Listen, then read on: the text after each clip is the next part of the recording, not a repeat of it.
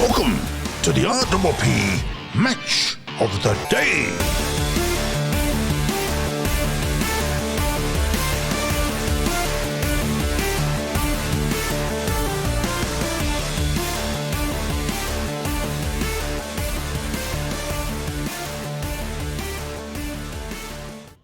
Good afternoon, everybody, and welcome to RPPFM Footy Season 2022. This afternoon, we are at beautiful Mpnfl Reserve in Sorrento for the clash between the second-placed Dromana side and fourth-placed Sorrento. Weather has cleared a little, even a little bit of blue sky peering through as we get ready for this big match this afternoon, and our pre-game show, of course, on all our streaming services. And calling all the action this afternoon, the hometown boy AJ King and the Mayor of Mornington and birthday boy yesterday, Michael Voss. Thank you, Craigo. Thanks, Craigo. Vossy, happy birthday for yesterday, mate. Thank you, AJ. You still getting back to all the messages you said you received? Oh no, I got quite a bit of love on Facebook yesterday, which is nice. So thank you to those people that took the time out and wished us a good day. Day went very quick, mind you. Everything goes pretty quick now that you're starting to get old. But we're just waking to the news this morning. In case you missed the footy show this morning, the Sorrento boys sitting to the left of me picked Dromana to win today. Thanks for that, Vossy. I'm just letting people know, just so that we know where we're at the moment. I stuck with them, Vossy. I picked Sorrento. Yeah, well, you want the burgers, don't you? So that I can understand you, Sus. You think of your stomach. That's fine. Well, I was lucky enough just to sneak in through the gate without too much fanfare or anyone that I recognised. But you expected someone to sort of, AJ, great to see you, mate, or what did you expect? No. I was expecting someone to maybe say, I heard you tip Dromana. But there's reasons for that, Michael Voss. And Dromana are playing very well. That's one of the reasons. That is exactly the reason. They're sitting second. They have done nothing wrong all year. And the news is from Sorrento, no Jonathan Crode, no James Hallahan, no Nick Wood, no Rourke Fisher. So they're four pretty key outs.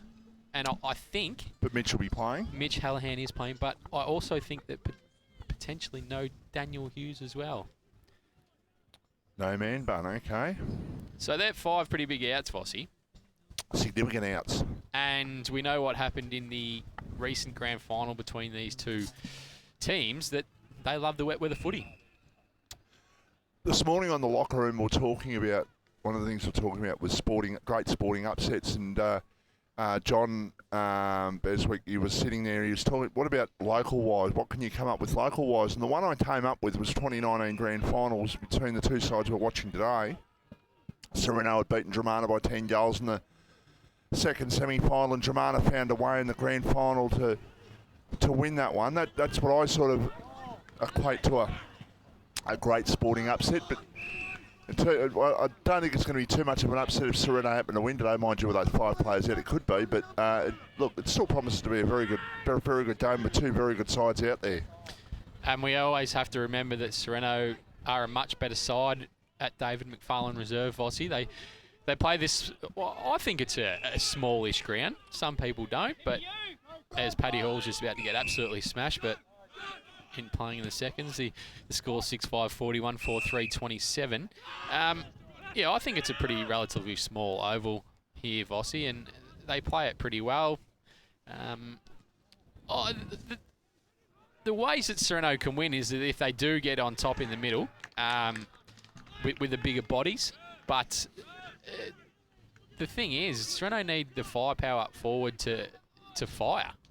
The last couple of weeks, Lee Polky's kicked a couple of goals, but I think Bywater was held goalless last week. He might have kicked one the week before that. You've still got Nick Corp down there. There's still got plenty of firepower down there on the forward line. But to saying that with Dromana is that they're so disciplined. If they're really disciplined in the middle of the ground and the Sorrento boys can't get the supply that they want, then that plays in the hands of Dromana Footy Club, Vossy. Just changing tack for a sec. Did you always bowl from the far end here, did you? Yeah, predominantly. Yeah. But I didn't mind bowling from this close end as well.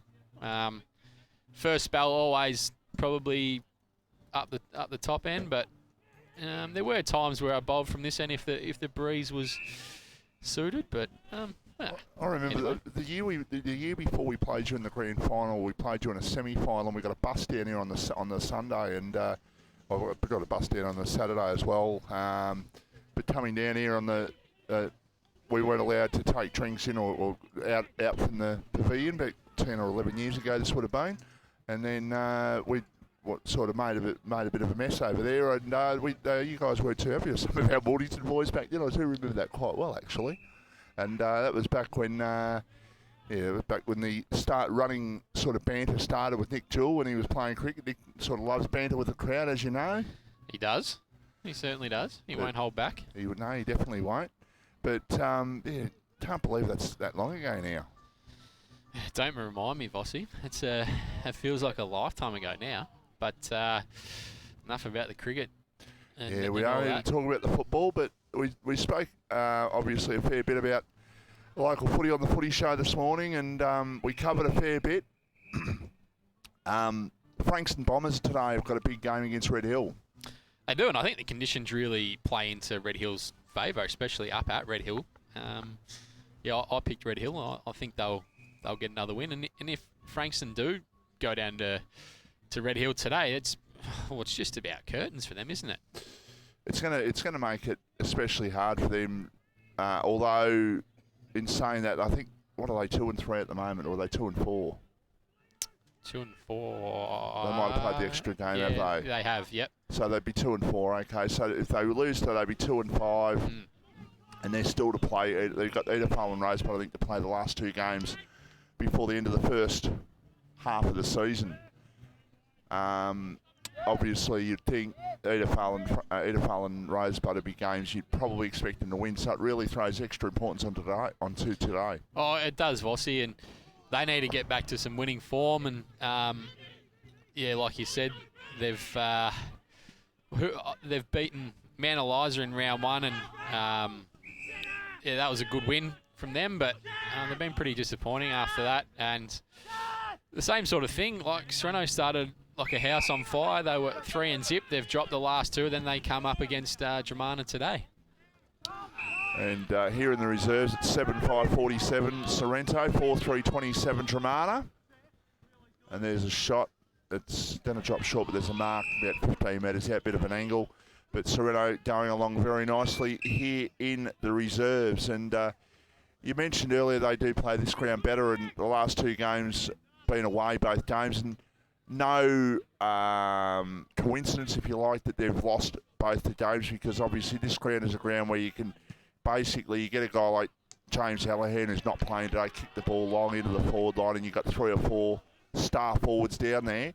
But when you're playing at a ground like Bomb Beach, which is a much bigger ground, Mount Eliza is a much bigger ground than this as well, this ground definitely does suit the way they play. Oh, it does, and I guess you look at it, their midfielders probably don't have that burst of speed like other teams, like a Mount Eliza. Their spread's probably Sorrento's bread and butter is their ball movement rather than their leg speed. So, their kicking skills pretty much, Miles Bulky, Mitch Hallahan, James Hallahan, majority of the mids are elite, and Daniel Grant off half back, and that's how they set up rather than I guess more like a Mount Eliza and like a Dromana as well. They back their leg speed and they take the game on. And without disrespecting Dromana, let's talk about Dromana, because they've taken all before them so far, aside from the one draw, which you could argue they probably could have won that one in the end. They were 2 goals in front late in the game, and Red Hill kicked 2 late goals to draw the game, but they've played some fantastic football so far. Oh, absolutely, and like we said, we probably got that wrong. We thought that losing their 2 forwards who not only apply pressure, but are heavily involved in the scoring week in, week out, we thought they might have a bit of a dip in their form, but that isn't to be. And all credit to Dromana Footy Club and the way they've been able to play. And it's probably off the backs of the Gertz boys, because their fitness programs and Billy just keeps getting better and better. I think he's, 21, 22 now, and he's getting like 50 hit-outs a game, 30 possessions. It's crazy stuff. It really is, but the probably, well, obviously this is a pretty good game and in Division 1 this afternoon, but Division 2 obviously throws its interesting games as well, and when you consider that Mornington are well and truly under the pump and play another game today against a side that, well, you'd expect Somerville, even at Mornington today, you'd expect Somerville to get the chocolates, and Mornington will be 1-5 after today. Yeah, and that's, I guess we highlighted that, and the first week that we saw the Mornington Rye game, we probably thought that maybe the cracks had been patched up without Calder, Baker, and a couple of others. But to be honest, they're struggling at the moment, Vossi, and that's just off the back of just not being able to really score. And they've got a really good ruckman in Riley Welsh, who's up there in the numbers for, in the Division 2 ruck work. But yes, Will Goosey's kicked a couple of bags of 3 and 4, but we saw them, was it last week or the week before? The week before. We saw them, and they were poor against Seaford. They just bombed away. Like, you can do that when you've got a player like Jackson Calder playing one out in a goal square, but they just don't have that power at the moment, Vossi. They definitely do not. And Sus, another Mornington first gamer today. They've had a few first gamers go through the side this year. Yes. Good to see Stocky jump in, and actually coached him as a junior. Tall ruckman as a junior, but I think pretty much a forward or a backman coming into seniors. But great, real happy for his family and himself. So great to see Stocky in there. So what you're trying to say, Sus, is he can play anywhere? Yeah, pretty versatile. Yeah. Yep. So was that off the back of your coaching? I'm pretty sure. Yep. He's done it all himself. And Master Susovic still indefinite, or a time frame that's been defined? Indefinite's a great word. I love it. Indefinite. Just stick with that. Yep. Fair enough. Rye are playing Seaford at home, Vossi. They need to get their season back on track, and they need to continue winning those games. Yes, they beat Chelsea, but they need to beat Seaford as well, and get on a bit of a winning roll, not just 1 week and not the next. What have they had? 3 wins so far, right? They're going along okay in that respect. Seaford only had a couple, but they need to win the games, I suppose, that they should win. I'd expect Rye to beat Seaford today. Yeah, look, I think they probably should at home, but when you look at the Seaford side and you've got players like Macklin Rain, Damien Rayson playing, and they've won 2 in a row, Vossi, so their confidence is sky high. Yeah, you got a quality big man, and there's a lot of quality big men around the league, and not too many better than Macklin Rain getting around at the moment. He's in fantastic form. Yeah, a couple of other games sort of there, Vossi. Like, we look at it, and Langwarrin playing Devon Meadows, so it's Devon Meadows' time to see where they're at. Absolutely it is, and I said this on the footy show, this morning. I'll be interested to see how Devon Meadows go about it. Langwarrin are undefeated. Devon Meadows is sitting at 4-1 to start the season. The next 2 games are today against Langwarrin, next week against Somerville. So I'd be interested to see how close Devon Meadows actually are, and talk about how good Devon Meadows are going. And Neil Craig talks them up on the footy show. That hot dog's just gone down the wrong way, Vossi. No, just the Coke Zero just went down a little bit gassy there. Sorry. Was it number 1 hot dog or number 2 that just stung you? They were very good hot dogs too. Very good. You were happy with that? You said the soft bun. Yeah, just the right temperature. Really good. So fantastic. But no, I'd be interested to see how Devon Meadows go about it today. How close can they get to Langwarrin, and are they a legitimate challenger to Langwarrin? Looking at the form of Langwarrin last week against Somerville, who have been defined as probably the number 2 seed, and they clearly were comfortably, I think, 6 to 7 goal better side, and probably the weather probably brought Somerville into it. But I think like we still haven't even seen it. Once you get to Langwarrin on a dry day out on their deck, like it's Big ground, wide out. yeah, it could spell a fair bit of trouble. But on last week's result, AJ, was it based that you think Langwarrin played the 4 quarters to their full potential? They can play better than that, and obviously the conditions didn't suit. They were tough conditions, AJ, in the first half last week. They were. I don't think Langwarrin probably played to their potential, and that's scary.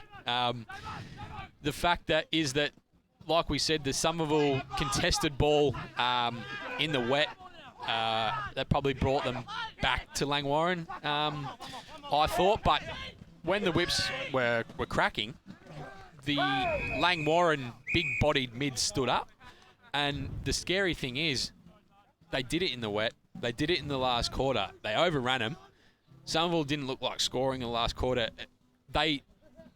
We spoke about it, I think there was a game or so ago that, I can't remember off the top of my head who it was, but it took, I think, it was Rosebud Sorrento, that's what it was. They were almost level at half-time. But you could see that they just blew up at half-time because they weren't accustomed to playing that, and they weren't up to the fitness levels of Rosebud were to Sorrento. They got a younger side. Similar to Somerville. Understand that, but I suppose if that kick from Ryan Gillis went through, would it have changed the concept of the match, that's all? Oh, yeah, potentially. It could have. That was a big miss. But And they played down the other end and scored very quickly. But do Langwarrin, they're big-bodied mids, their experience. Does Norton then stand up? We can throw out ifs, buts, maybes. Sorrento. Somerville did miss quite a few players last week. They weren't near their strength, their full strength. No, they weren't. But we say that Langwarrin probably didn't play to their potential either. Like, you get them out on the Langwarrin ground, and it's scary. I think Josh Beard in the after-match interview with Vossi said that it was a very competitive game, and he thinks that Langwarrin were a little bit stifled by the pressure that Somerville brought during the game, and they just dropped off a little bit in the last quarter, which allowed Langwarrin to get on top and kick those goals. But saying that, they had to bring the pressure. Like, that's the way they had to do it, and I guess what I'm trying to say is that Somerville had to exert so much energy just to be in that position, whereas you could see that Langwarrin in the fourth quarter, they had all this energy still to burn, and they were able to get on top. Yes, they probably didn't blow Somerville away like they probably thought, and we probably thought. But speaking to a few Somerville boys, and I'm not going to say who or whatnot, and they just said, "Oh, they beat us up." Basically, yeah. Like they said pretty much, we don't look forward to playing Langwarrin at Langwarrin on a dry day. Yeah. So I think Langwarrin is still probably an 8-goal better side than any opposition. No one looks forward to playing Langwarrin at Langwarrin because I'd like to sort of go back maybe last year and just have a look back last year. What oppositions have actually scored maybe in the last 10, 15 games that Langwarrin have played at home? Because I don't reckon a side would have got past maybe 80 points. I don't reckon a side's kicked 100 points there. Oh, no, I don't think they would have kicked 60 points, mate. I remember there's been some very low scores played there as well. Just some news coming in. Will Dacus, the former, I suppose you call it general manager of AFL South East, is going to come in and have a chat at quarter time and give us a heads up about the new general manager popping into the position, Sam. So it'd be great to have him on the show at quarter time. And just looking out at the ground now, we can see that Sorrento have entered the field, and Daniel Hughes is playing Vossi. Looks like it could be Ben Brown potentially didn't get up from his hamstring injury, and Matthew Perrick has come in. I'll double check. I'll have a look. But what they've probably I think what they're going to have to do is they needed to bring another big bodied in, and I expect him to play probably. I think he'd probably play down back, but unless what they try and do is they try and go big in the forward line, Hughes is going to probably have to go in the ruck, but then Lockie Crode's also playing, so it'd be interesting to see what their thoughts are around that. See the veteran defenders back in the lineup today as well. Which one's that one? Number 13. You know he's my age. Looks like a veteran, grey hair. Hey, Gomo, Daniel Grant, he has had that since we played under 18s together. Yeah, well, so he didn't play the last time we saw Sorrento. No, he's been a good player for Sorrento, but he would only be 31. I must say too, boys, the ground here is probably one of the best grounds we've been to this year, condition-wise. To be honest, it's always probably Rye stands out, but then you've probably got Rosebud, Sorrento in the mix for that.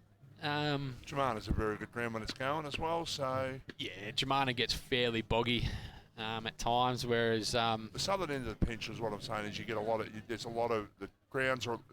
Well, am I causing an uproar here? Grounds may be a lot more kept down here than what they are elsewhere. Maybe the word's lush. No. I'm not sure you... Yeah, I know what... You're hanging on to it there, Vossi. I know what you're saying, Vossi, but I'm not a horticulturalist. I know President Suss is, but I know that Sorrento, Rye and Rosebud, you know how they all tried to put the drought-proof grass and all that in? Mm-hmm. They're the three clubs that stood up and said, no, thank you, and we'll have a look at the oval. Yeah, it's beautiful, Nick. Dromana have just made their way out, and just a reminder of the score in the reserves. It was Sorrento 8-5-53, beating Dromana 5-3-33. And all right, so Sorrento warming up down at the down at the club rooms. What end do you're the local AJ? Give us the two ends. The Bowls Club end. All right, and the left-hand end being. Well, that's the Bowls Club end. All right, okay. And usually you say probably the ocean end, or you could say that going towards the bay, going towards the ocean. It depends what you really want to do, like the Hotham Road end. Portsea end. You can go there. Hawthorn playing Richmond today in the AFL, so Craig, make sure you provide us some good updates throughout the afternoon. I will keep you up to date on all the scores, because we do have a full round. Bar one game, I think there's a bye for a couple of teams in Division 1 today. Bomb Beach and YCW, because they played a week before everyone else. Yeah. It's a nice atmosphere here, Vossi. There's a few quiet tunes going on in the... big function here today, and in the marquee. Must say thank you to the Sorrento Football Netball Club for providing us with lunch today. It was very kind of them to bring over some burgers and chips and some drinks. We're very grateful that we get that given to us at the grounds every weekend. It's very nice that we get treated so well by the clubs. Certainly is. Also, a big thanks to Mornington Peninsula News Group for their support of RPP. Our sponsors, the team. Looking forward to this one, Vossi. Look, Dromana have beaten YCW this year, but can they take another genuine scalp? And obviously they're sitting second on the ladder, as you said, but can they take another genuine scalp? Well, time will tell. Certainly will. See umpires make their way out onto the ground. It was great to be down at the Southern Umpires during the week, Vossi. It was good to see what they go through at their training facilities, and also a great announcement to have Hayden Gavine say that he's going to be the ambassador for their association. Yeah, well, they need a lot of help at the moment, the umpires, in terms of numbers. So hopefully, as we said, it's an opportunity to make a bit of money for kids or even adults alike out there.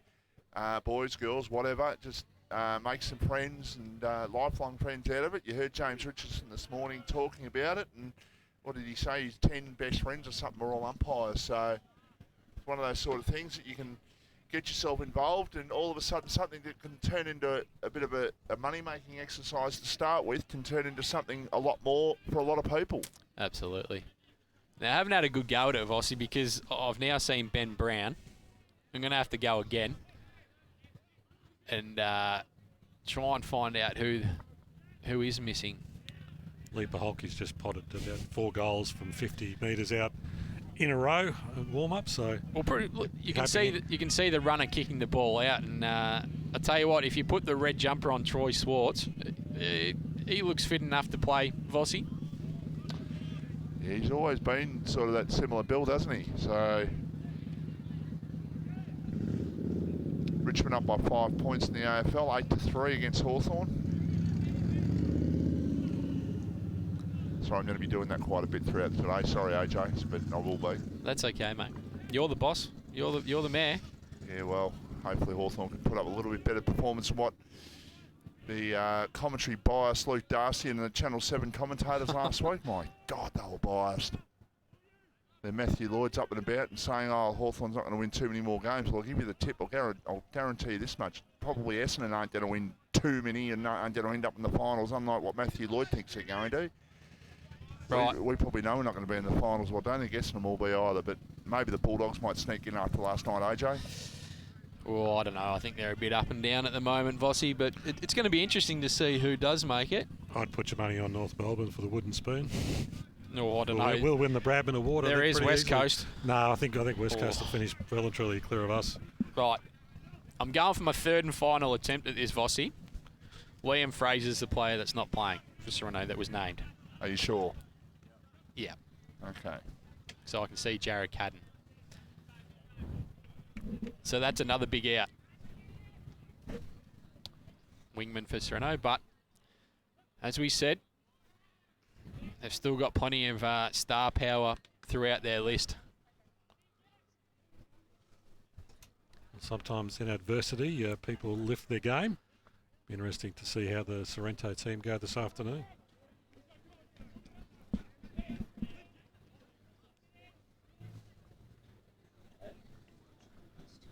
We're not too far away from a start here at David McFarlane Reserve. Of course, boys, today our match, of course, is the Battery World of Mornington match of the day, and you'll be hoping that you'll be able to judge our mark of the day for Bridgestone Select. Good marks have been a little bit hard to find they have. Of late, and of course the Jones Lupino Real Estate of Mornington best on ground to win the meat tray today, and of course our scoreboard updates throughout the afternoon for Premier Traditional Homes. But yeah, those marks have been a little bit hard to find this year, haven't they? We haven't seen too many contenders, that's for sure. Seeing as that was your birthday yesterday, Vossi, I'll give you first crack at it. You are the legend of the Mpnfl calling. We're not too far off getting underway for this big game this afternoon. So a couple of different things I'm seeing here from Sorrento. Peric has gone down back. Miles Paholke looking like he's going to start off half back potentially. Hughes into the ruck. James Brigden into the middle. So they're trying a few things here. Mitch Hallahan, of course, in his customary role there around the centre of the ground. So he'll be a key player there to get the job done. Lacking a few numbers this afternoon, Sorrento out of their side, but got to arrest a two-game losing streak against a side who's been on a roll so far to start 2022. And here we go. Just a quick intro to the radio. Thank you for joining us, and Vossi, over to you. Okay. It's knocked down by Hughes in the centre of the ground. It's kicked off the ground and out towards the wing. Picked up here for Sorrento by Brigden. It was smothered off the boot. Ball at half forward here for Dromana. They're running like cut tats at the moment. These two sides are just after that ball trying to get the early advantage as the ball goes out towards the boundary line. In fact, it's a free kick and it's going to go to Sorrento. Don't go to Dromana, I should say. They go in short. The mark has been taken 45, 50 metres out from goal. Probably a little bit far out to score. The ball might be a little bit greasy out there. Short pass. Billy Good Quigley. pass, and the mark has been taken by Billy Quigley, who will go back from probably 25 metres out. Not a huge lot of angle to speak of, and this really should be the first goal, AJ. Too easy from Dromana there, Vossi. Pinpoint possessions, and Billy Quigley just going into the hole, and he's taking a very easy mark, and he's going to go back. He has his shot. He gets the first on the board, and he's pretty happy with that, Vossi. Dromana 1 straight 6. Sorrento yet to score. He's been in fantastic form this year, Billy Quigley. It's great to see umpires out there, Rowan David, Rob Ellis and Greg Russo from the SUA, and wish them all the best for today.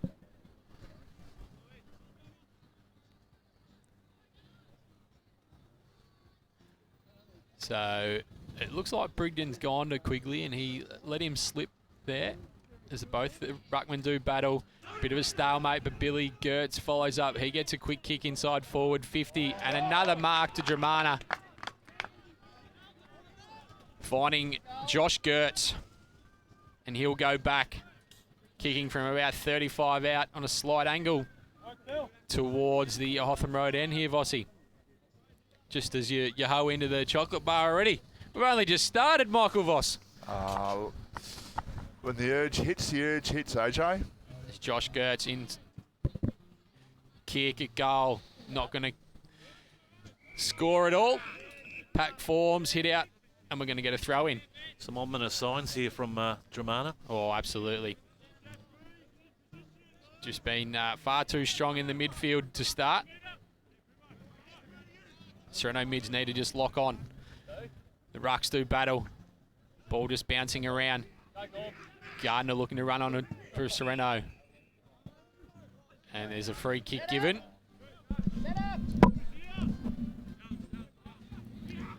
Gardner is the player that is awarded that. He hands off to Nick Marston. He goes up and he's turned the ball over. Dromana have it just on the far wing. They'll go up. Miles Paholke taking a good mark for Sorrento on the defensive 50. He looks inboard. He's found that player in Nick Marston. He hands off back to Miles Paholke. Another hands to Mickey Walker. He goes with their hands once again. Sells his teammate Zach Burns under a bit of pressure.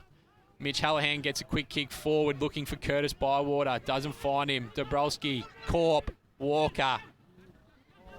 It's come back to Zach Burns. Hughes, he goes on the left. He goes inside forward 50 with an errant kick. Shannon Gladman running onto it. He gets a quick kick off.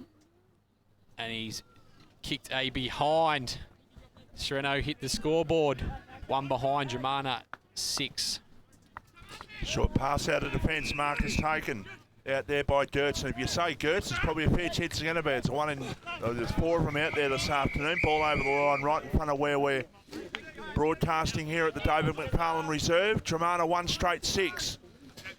Sorrento 1 behind. They've played about 4.5 minutes in the opening quarter, and we're live here thanks to Battery World of Mornington. Throw in by the umpire. Knocked forward for Dromana. Looking to try and get the ball forward, but it's taken away by Gladman. It was up towards half forward. Picked up a quick kick forward. It was by Bywater towards between full forward and centre half forward. Not marked. Still in attacking 50 there for Sorrento. The umpire says it's a 2-eye free kick and it's going to get against Dromana. They wanted holding the ball there, but the umpire said no, it's definitely a free kick and it'll be 35 out, pretty much directly in front. And this to put Sorrento's first goal on the board. And the man with that responsibility is Zach Burns. Bit of a late call, Vossi, but Rowan David was all over it. He was in the right position. So Zach Burns it is. Has the shot and puts it through for a goal. So all of a sudden, Sorrento, after the first few minutes when Dromana had probably 3 or 4 inside 50s, Sorrento now getting on the board and have settled into the game. They lead 1-1-7, Dromana a 1 straight 6. I like the move of Miles Paholke to half-back flank. I think his ball movement so far has been telling, and he's looking to take the game on. He's probably playing that role of what James Hallahan does, Vossi. But I don't want to interrupt you too much as you get another bar of chocolate out. I'll take over in the centre here, Michael Voss. You're the man at Sorrento, AJ. Hughes and Gertz to do battle in the ruck.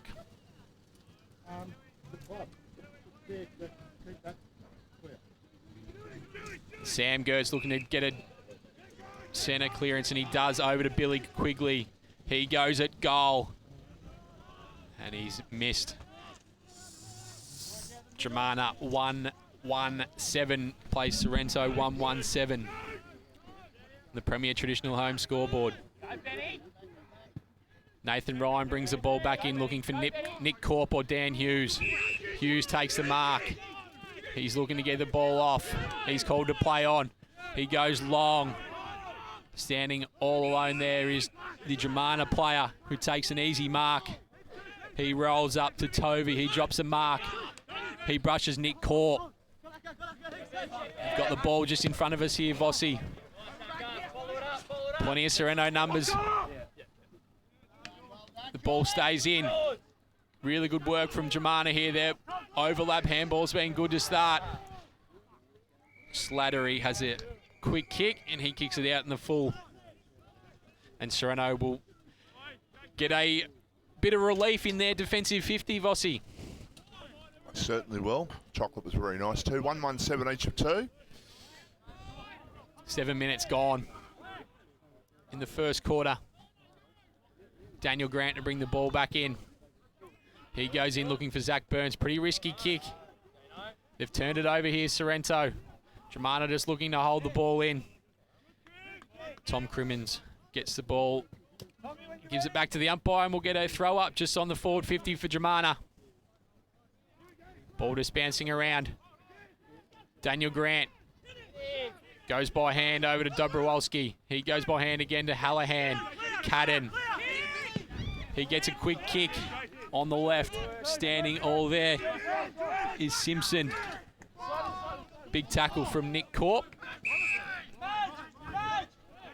We're going to get a ball up. Hawthorn in front in the AFL by a point, and it's Richmond. For Premier Traditional Homes, Rosebud in front of the Pines, and 2 early goals from Adeliza over Eddie Asp. Ball up by the umpire. About 60 metres out from the Sorrento goal. There's a hand pass and another one by Burns, and it ends up there, and a free kick. It's going to go to Sorrento, and they will go forward through the agency of Zach Burns towards full forward. Comes to the back, Bywater. Breaks one tackle, kicks it along the ground. A dribble kick, but effective kick, and Sorrento have the lead. 2-1-13, Dromana 1-1-7. And we've played, I think that says about 7.5 minutes in the opening quarter. And this is the match of the day, thanks to Battery World of Morningston. That was good play. And once they get that ball forward, the options are there are plenty for them, AJ. Yeah, they are, Vossi, and I think their ball movement by foot's been pretty good. Also by hand, they're not overusing the ball, but they're finding the players who are out in space, and they're able to go deep inside forward 50. A great hit out to Billy Gertz. Sam Gertz running onto it. Ball's inside the forward 50 of Dromana. Zach Burns, he gets a handball out. Quigley, back to Quigley. He's going on the left. That's a great goal, Billy Quigley. He started on fire. James Brigden looks like the man who's gone to him, and he's just not doing the job at the moment, Vossi. Well, he scored 2 goals. He scored both Dromana's goals.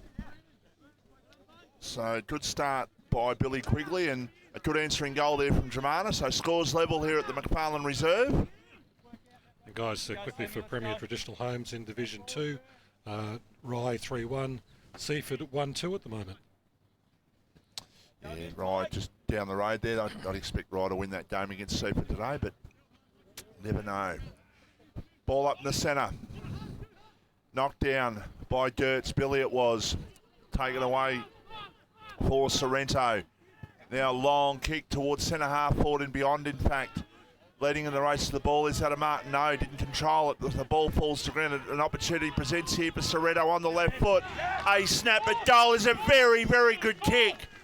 That is a very good snap at goal. It was by Mitch Parker, and he has put it through for a goal on the left foot. He was off balance there, AJ, but he put it through from 40, and that was a very much an opportunist goal. It was a great goal from Mitch Parker. Billy Gertz is started on fire in the ruck again, Vossi. You can see what he wants to do. Doesn't get a run up. He just stands right next to that centre line. So I think the Sorrento ruckman need to be smart here and even just go and just body him. They can't let him continually do what he wants to do. Just put him off a little bit and just go and stand next to him. Good quality game of football. We played 11 minutes in the opening quarter, already had 5 goals scored. The weather stays like this, expect probably maybe both sides to hit the scoreboard quite heavily this afternoon. Wouldn't surprise to see sort of both sides sort of go that sort of 12, 15 goals each or two, something like that. Oh, absolutely. That's Sorrento's key to winning. They've kicked 3 scores of over 20 goals, and they'll look to do it again. It's Daniel Grant. He gets the turnover from Dromana. Higgins goes inside forward 50, and he's found the coach, Leaper Holke, on the lead. He'll go back. There's no point even any Sorrento player leading to anywhere here, Vossi, because he's not going to pass it, and nor should he, because he's one of the best kicks for goal in the competition. He has kicked a lot of goals on this ground. So deliberate, sort of slow step, crosses the 50 now. At 45, he has a shot. It's a bad kick. Oh, it's bounced. Oh, it's touched. I was going to say that went straight through the pack. Has that gone through? It actually went through the sticks, but it was touched in that marking contest in the goal square. And that's the commentator's curse. That was an absolute hosel. It wasn't a good kick at all. 3-2-20 plays 2-1-13. It's Sorrento up by 7 points. They bring the ball round the centre wing to Dromana, but not been able to keep the ball in play there as Childs there for Dromana. In fact, the umpire says it's a throw-in. Sorrento wanted the free kick through Michael Collins there, and that was going to be out in the full, but not to be. So Dromana with the kick up towards half forward. Knocking the ball forward towards attacking 50. In fact, ball goes out of play and over the line for a boundary throw-in. Pretty good luxury to have Billy Gertz just go and sit at full forward. Yeah, look, the Gertz boys had a fantastic 2019 grand final. Of course, Dromana, the reigning champs, and it's up to sides to catch them at the moment. Daniel Hughes has started really well in the ruck for Sorrento, Vossi. Every time he's been in, he looks to have even a bit of control, even against Billy Gertz. He's a massive body, so you'd expect him to produce a really good contest in there. And speaking about luxuries, having that man as your second ruckman. Free kick. Rosebud, 3-21, playing Pines, one behind Vossi. Pines had such a big win last week against Palm Beach. We did say that this was probably Rosebud's chance to get on the board in season 22. You might have said that, I didn't. Kick-off target there by Childs through for a behind. So Dromana what? That one pretty clean, Vossi. Plays 3-2-2.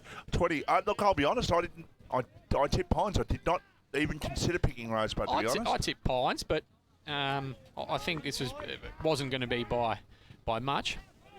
Just a couple of quick and a quick turnover. Sorry, Craigo. The ball was brought in through Nathan Ryan, and Dromana have won a free kick. And it'll be Billy Quigley who will be going for his third goal of this opening quarter. He started on fire. What are those scores, Craigo? Yeah, Somerville 3 goals, 1-19. Mornington 2 behinds. Rye 3-1-19. Seaford 1-4-10. And Coringal 2-2-14. Hastings 2 behinds in Division 2.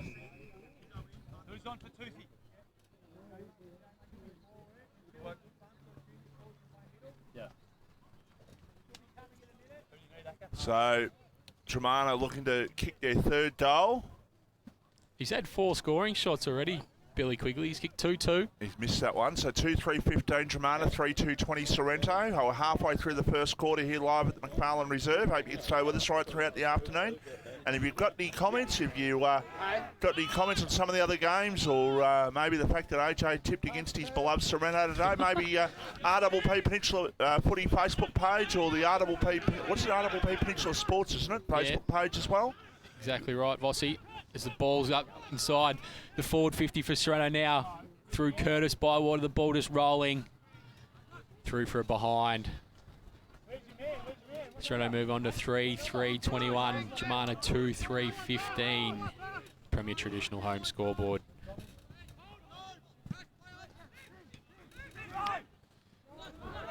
Just trying to get the ball out of defence here, Dromana, but they just had a slight fumble there, but now get the high kick.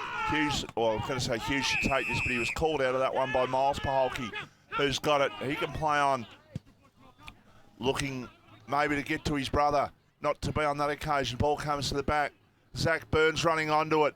Gave a bump and kicked at a goal, and he missed. Off the side of the boot, that one. He just put that one, and it seemed to go through, but the umpire just signalling, no, it was mine. And through from behind. So Sorrento up to 3-4-22. Dromana at 2-3-15. We're heading towards time on in the opening quarter here. Dromana look to get their overlap run going. They exit Sorrento's forward 50, but they're going to turn it over. Dobrowolski there. Miles Paholke's going to get a free kick over the shoulder.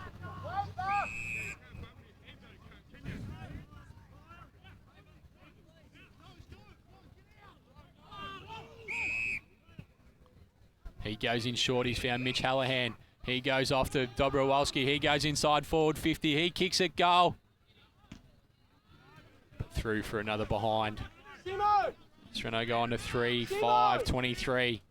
Dromana 2-3-15. Mick. Good crowd in attendance here this afternoon.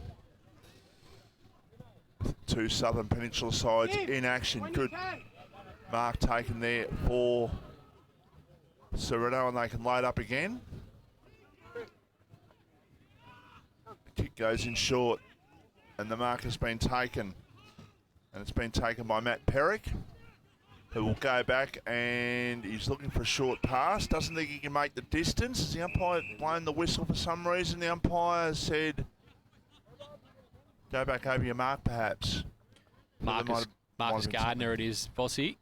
It's Gardner. It is Gardner too. There's a fair height discrepancy between Gardner and Perrick, that's for sure. No, my eyes deceived me then. I thought I saw a 1 on the back. It was actually a 9. Sorry about that, AJ. No, you're right. There's a shot at goal. And there's another point. So they're peppering the goals here, the Sorrows, but not being able to get the score on the board at the moment. 9 scoring shots for just the 3 goals. 3-6-24, plays 2-3-15. At the MCG, Hawthorn up by 7 points at quarter time. Dromana go in short. They find Stelling. They want to exit the defensive 50. They've gone up towards Slattery. Big pack. Dan Hughes is down behind play. Mickey Collings it is. Old Mickey Walker. He's done a bit of the Brian Lake name swap, Bossy. Mitch Hallahan trying to run onto the ball. The ball's just escorted out, and we'll get a throw in just inside the forward 50 for Sorrento once again.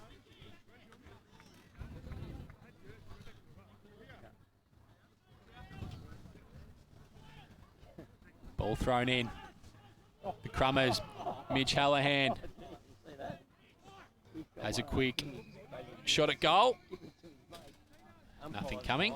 We'll get another throw in deep inside the forward 50 here at David McFarlane Reserve. 3-6-24, 2-3-15. Almost 20 minutes gone in the first quarter. High throw in from the umpire. Sharks midfielders have been on top.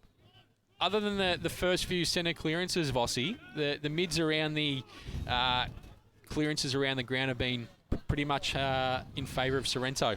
Mark taken by Quigley. Now they can play on there, Dromana. They go with a kick towards half forward. Oh, it wasn't a real strong effort there by Sweetenham, it was. The ball comes to the ground. It's a chance now for Sorrento to clear, and a high kick it was towards half forward. Going at the back, Bywater knocks the ball to ground. Did well in actual fact to create a contest without actually interfering. Still a chance for Dromana to clear, and they will get the hand pass and another one over the top. The umpire's given an advantage decision, and it will go Dromana's way, and they try and get the ball towards their half-forward line. Going around a couple now, kick inside towards the centre of the ground, just the attacking side of it. The mark has been taken. It's been taken here by the Dromana side. They will go forward. They trail by 10 points on the scoreboard, heading towards quarter time. We're just into time on. Kick goes in short. Mark not taken there by Andrews. Ball on the ground. A chance for Sorrento to clear. And they bring it out towards the broadcast side. The mark will be taken by Mitch Hallahan, who can get there and play on, and he does. He goes in short. Wasn't a great kick. He just laid back on that ball, AJ.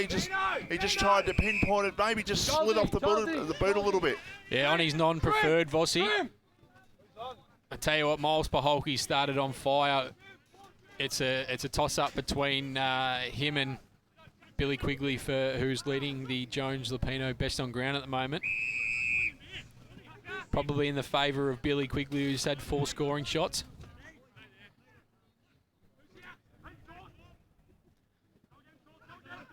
Billy Quigley's back in the ruck. He gets a handball out. Sorry, that was Gertz in the ruck. He's found Billy Quigley. And they've gone in and they've found Andrews inside forward 50.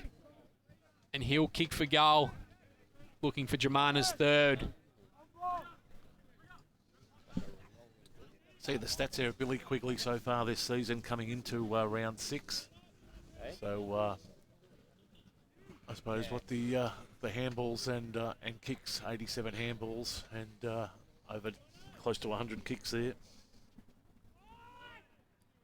It's Andrews comes up, kicks through the ball. That's gun barrel straight, Vossi. They move on to 3-3-21. Sorrento 3-7-25 on the Premier Traditional Home scoreboard. Yeah, look, even though the margin's only 4 points on the scoreboard, it really wasn't much needed goal for Dromana, that one, because Sorrento kicked a few behinds in a row and dominating the play, and all of a sudden Dromana just getting that goal on the board. They'll feel a little bit better about themselves heading towards quarter time. So ball up in the middle. Knocked down by Dirts. Tackle applied. The umpire says I'm going to ball it up towards half forward here for Dromana. Going to the Portsy end of the ground in the opening quarter. Trying to clear out of trouble here, Sorrento, but Dromana not letting him get out real easy. There's a tripping decision. In fact, it is, and it's a free kick to Dromana. And the man with the free kick is, here we go, Josh Gertz. Another Gertz. Yeah, that's the one not on my list, but he's on yours, AJ.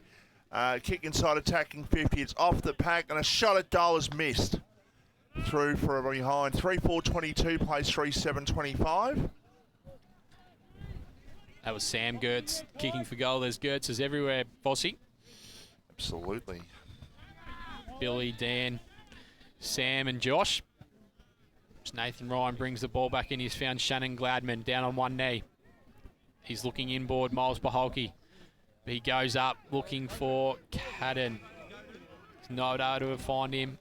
They've turned the ball over.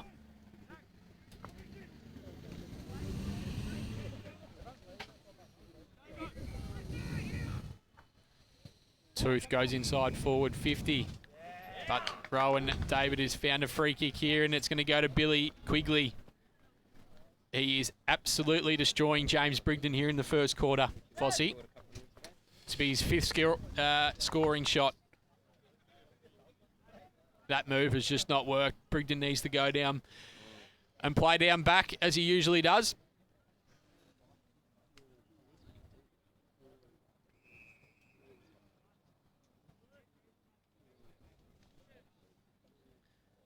In he comes.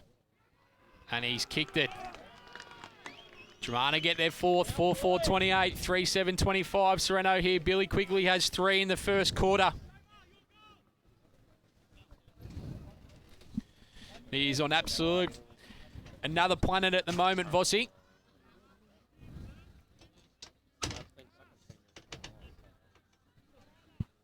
He's going along very nicely. He could have 5 goals. He's got 3, so he's had a very good start.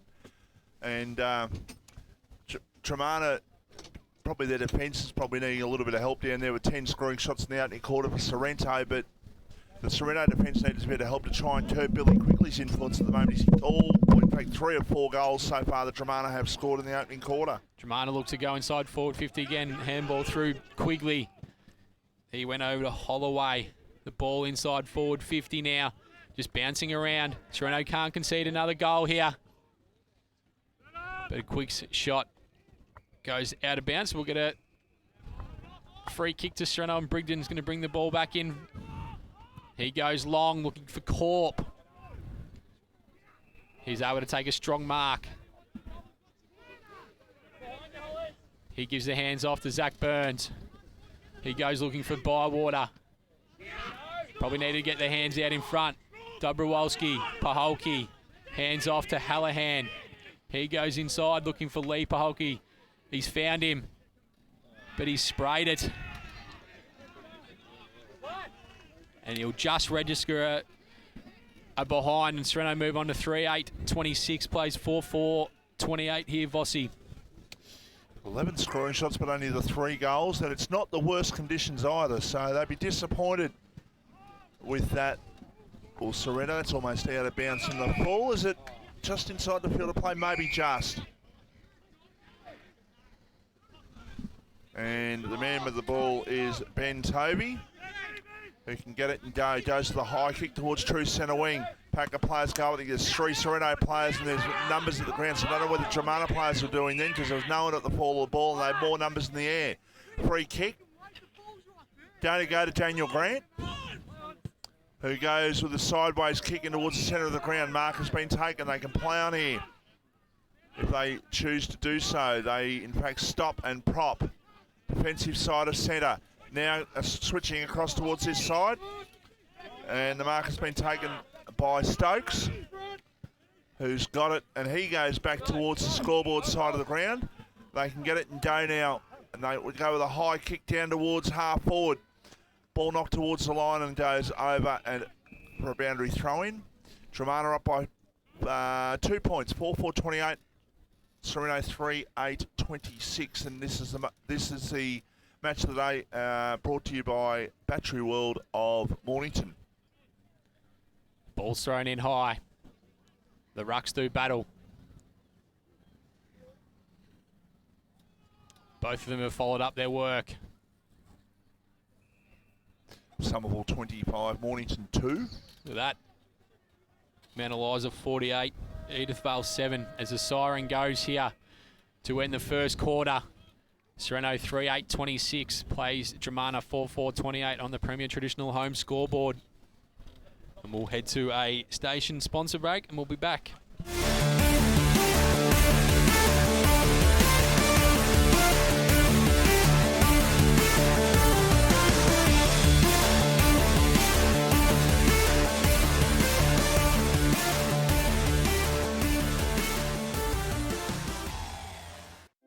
Everyone knows Australia has 4 big banks, but the 5th biggest retail bank is snapping at their heels.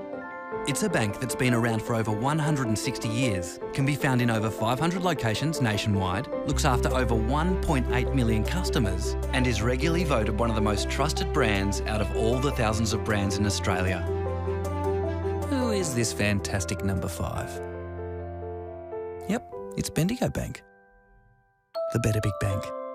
More and more people with a taste for quality are shopping at Eliza Meats. Kevin and his lean team pride themselves on the finest cuts, from juicy steaks and roasts to high-grade mince and sausages. And Eliza Meats are the gourmet specialists. Inquire about Eliza Meats Spit Hire. Phone 9787 4473 for a mouth-watering meal fit for a king. It's all at Eliza Meats. See our sponsor Kevin at Eliza Meats, 112B Mount Eliza Way, a station sponsor. Need your property painted, but you don't want to just trust any painter with your asset? Give Wow Factor Painting Solutions a call. We're based on the Mornington Peninsula and specialise in high-quality painting solutions.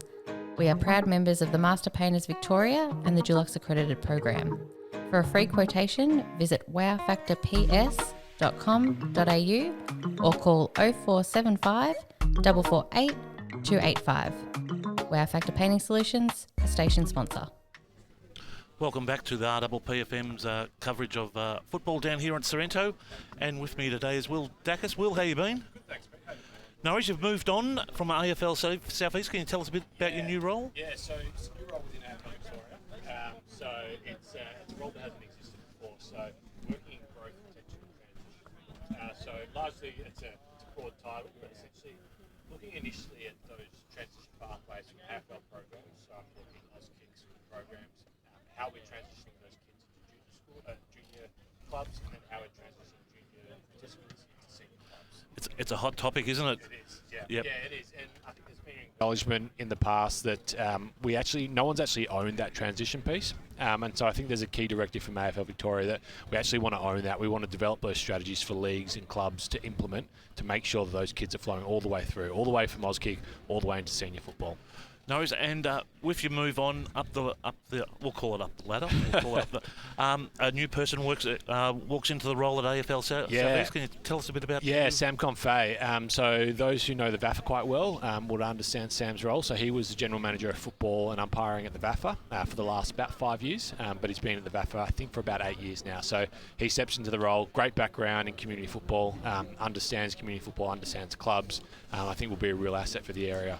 No, and a very big competition, the VAFA, so with a wide-ranging coverage, so be interested in his thoughts in coming down to a set location. Yeah, I think he sees great potential in Mpnfl, as certainly I still see and saw in the past when I was in the role. It's a huge league, it's a very popular league and very, very talented league.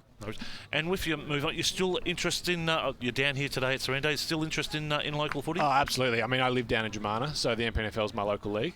So I'd love to get along and watch the Dromana Tigers, and they're going quite well this year. Yes. So, looking forward to watching a bit more Mpnfl for the rest of the year. Fantastic. Any other changes AFL-wise and community that we can see on the horizon coming up? Yeah, so there's been a growth, I think, of AFL Victoria in the last sort of 12 months.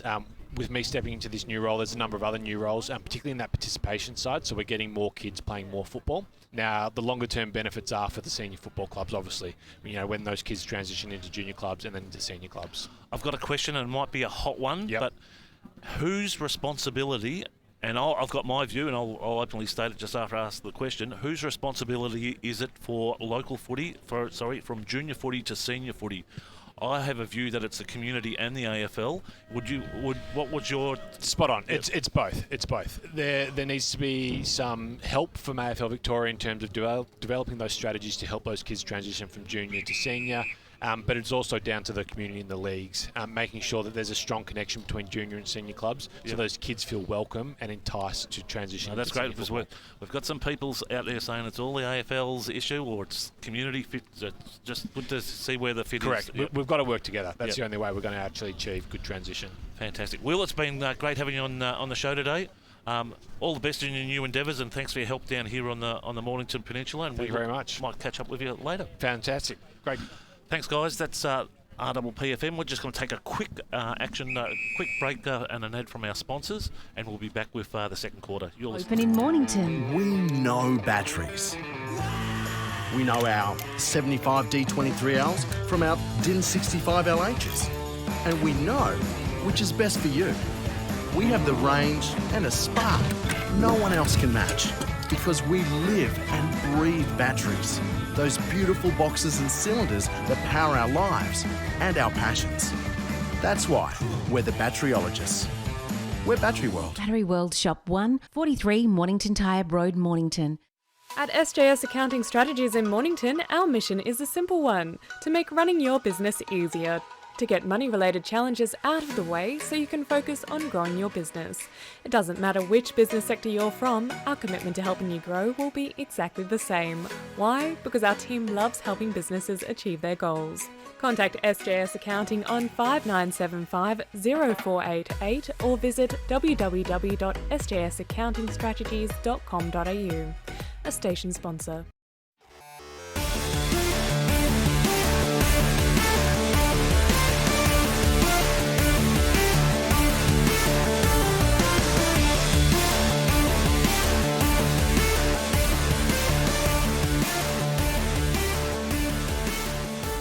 And welcome back, everybody, to David McFarlane Reserve here in Sorrento. We're already getting ready for the second quarter. Back to AJ and Vossi. Well, the Sorrento Sharks, Vossi, probably should be a couple of goals ahead, but inaccurate kicking is the order of the game so far. Yeah, look, Billy Quigley's kicked 3 goals and should have 5. So, Yeah, it's a little bit inaccurate. Look, the weather's turned out actually nice considering it was raining when I left the studio this morning. So hopefully it continues like this for the rest of the afternoon. As the ball goes up, free kick awarded to Sorrento. Mitch Hallahan goes in looking for Leaper Holke. Can't find him. Deep inside the Sorrento forward 50, Zach Burns. He looks for the hot spot. And he's found James Brigden just wandering down, and he needs to make amends for his first quarter, Vossi. Not normally a man you associate with scoring many goals.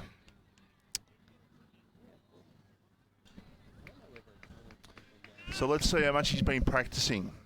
The weather's good though, Vossi, but as you'll experience in the next hour, the wind off the water will certainly kick in and it'll get a bit colder.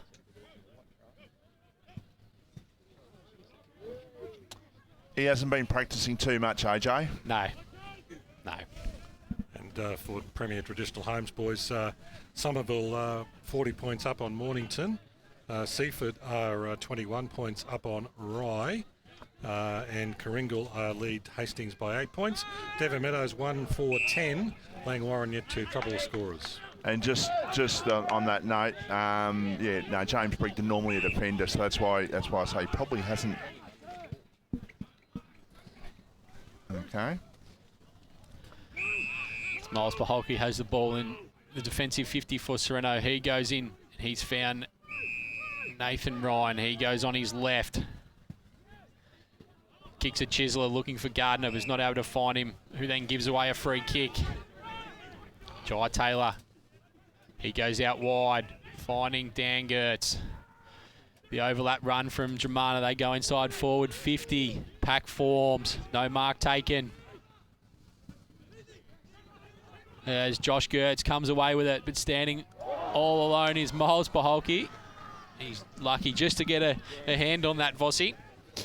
That sort of reminded me of Adam Trawl last year against, I think it was Port Adelaide in the home and away game. He was in the goal square and the ball bounced between his legs and it went through, and that sort of did a similar thing there, maybe just going over the top, but luckily it was touched there for Sorrento. They've found Mitch Hallahan at centre half back. He goes out wide. He's looking for Curtis Bywater. He makes a good contest. Ben Brown goes inside forward 50, looking for Leaper Holke. Can't take the mark. Did all the hard work. We'll get a ball up inside the Sorrento forward 50. About 25 metres out there, Vossi. Sorrento going down to the Porchy end of the ground in the second quarter, and the umpire says I'm going to ball it up once again. Another one you can go with is the clubroom end, Vossi. I forgot to tell you that before. My bad. Well, you know, every blade of grass on this ground, that is for sure. Here's an opportunity for Hallahan. Mitch went at goal. It was, but in fact, it wasn't Mitch. It was. Yeah, it was Mitch. It was Mitch. Yeah. I was right the first time. He just sort of deviated away there, like he didn't really want to know about that kick. That was a poor kick by Mitch Hallahan. It went out in the pool. Dromana go up towards the wing. But that man again, who's probably just second behind Billy Gertz and the best on ground at the moment, is Miles Paholke. He goes in. Pack forms. Spoil comes down. Marcus Gardner just holding the ball in. We'll get another stoppage just inside the forward 50 here for Sorrento, going towards the clubroom end.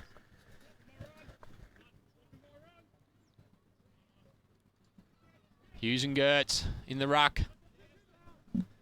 Ball bounces out. Billy quickly gets handball going forward. Brown taps it on.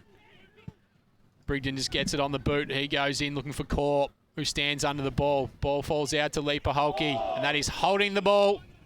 Need to give the first option there, Vossi. Don't the Dromana players like that one?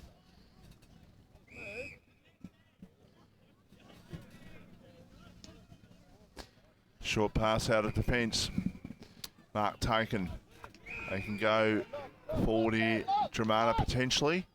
But Billy Quigley there at half-back. He's kicked 3 goals. The ball will come to him now, and it does. They've got the overlap if they can get it going. They've just missed that one. They certainly do. There's a short pass, and the mark has been taken by Dan Gormley. Who has played in a Dromana premiership going back to when they beat Sorrento about 8 years or so ago. 2013. Yeah, 9 years ago. There you go, long time ago. Long kick towards full forward. It's going to be spoiled at the top of the goal square. The umpire says I'm going to ball it up right at the top of the goal square, and Dromana into attack. They lead 4-5-29, Sorrento 3-9-27. We've played probably 5 minutes or so in the second quarter. We're live here at the McFarlane Reserve. It's turned out to be a beautiful day for football. Just trying to get them way out of trouble, forcing the way down a little bit further, but ball about 25 to 30 metres out from the Dromana goal now, and they're deep into attack. Pretty interesting haircut there, Vossi, just in front. I was going to say, there's a couple of younger boys in the reserves I noticed that the sort of long hair and then the short at the sides. Free kick has been given here against Dan Hughes in the ruck. Jaden Tooth will line up for goal.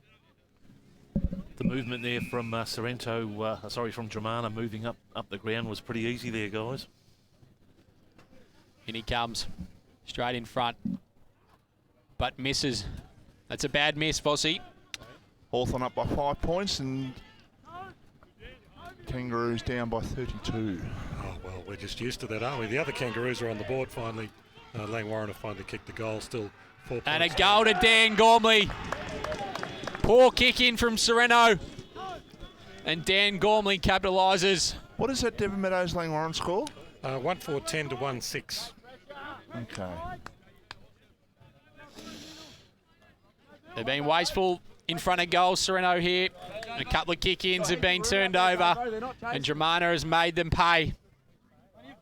5-6-36 plays 3-9-27. Nearly 7 minutes gone on the Premier Traditional Home scoreboard. Sorrento had the opportunity in the first quarter to have a really big first quarter. A number of scoring shots, but couldn't nail the scoreboard. Now Dromana with a chance to go. Quigley goes in short, looking there for a teammate, a leading teammate. They try and get the ball forward. That could be, no, in fact, it's in the back. And the free kick attacking 50 here, and Dromana with the opportunity to go deep into attack once again. They currently lead by 9 points here in the match of the day. Conditions at Devon Meadows in that game with Lang Warren is probably a little bit difficult if you go by the scoreline there. Might have a little bit of rain, whereas down the southern end of the peninsula, it's beautiful down here at the moment. High kick towards full forward. No mark taken, ball on the ground. Pack of players. The umpire says, I am going to give a free kick for holding the ball, and Sorrento will clear, AJ. Brigden getting the free kick. He wants to go long, looking for Dobrowolski, but they're outnumbered here, Sorrento. Pretty ordinary kick. Dean War goes inside, looking for Billy Quigley. He's not able to take the mark. We'll get another throw in. Quick on the whistle just before Vossi.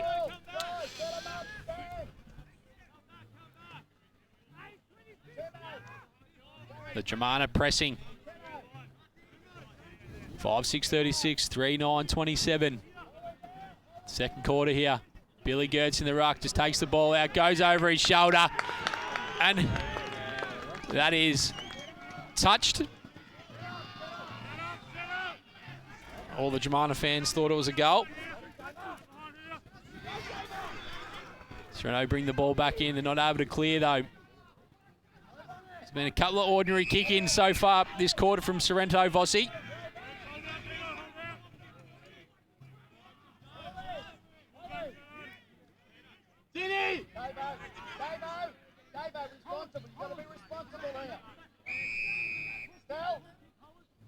So ball's thrown up inside Dromana's forward 50, and Billy Gertz is going to get a free kick. He's just too big.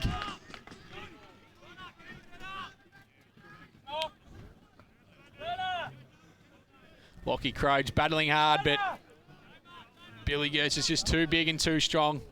Too good for him. So Dromana with the opportunity to take a 16-point lead through Billy Gertz. Has the shot. That's a beautiful kick. I tell you what, for a ruckman, and I'm generalising here, AJ, but you see a ruckman and you go, generally can't kick. Well, that was a great kick by Billy Gertz. And he's turning the game at the moment, Vossi. It's been a couple of poor kick-ins this quarter from Sorrento. Billy Gertz dominating in the ruck. And the momentum has certainly changed. His first goal for the afternoon. 3 goals to Billy Quigley, singles to Billy Gertz, to Jordan Andrews and to Dan Gormley are the goal kickers. And for Sorrento, it's singles to Zach Burns, Mitch Parker, Curtis Bywater. In the 16-point lead, and Dromana, living up to their reputation, has been a side that started very well this year. Looking good down here, still a long way to go in this game. Umpire says ball it up. Richmond in front in the AFL, by the way, and we'll keep you updated with plenty of other local scores happening.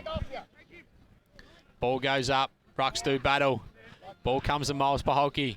He goes in looking for Nick Corp or Lee Paholke. Paholke comes to the front of the pack. Mitch Parker does the crumbing. He goes over his shoulder, and he's kicked a goal. So a good answer from Sorrento there. They needed that. He's been good with his crumbs so far, Vossi. He's kicked 2 goals.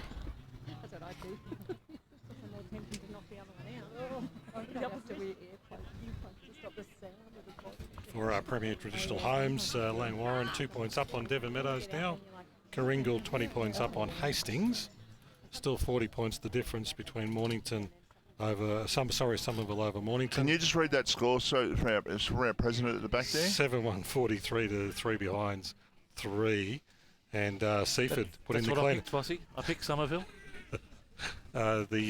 Seaford put in the cleaners through right at the moment too. 9-8-62, 3-4-22. Wow, that's they've kicked a lot of goals in a hurry there, Seaford, haven't they?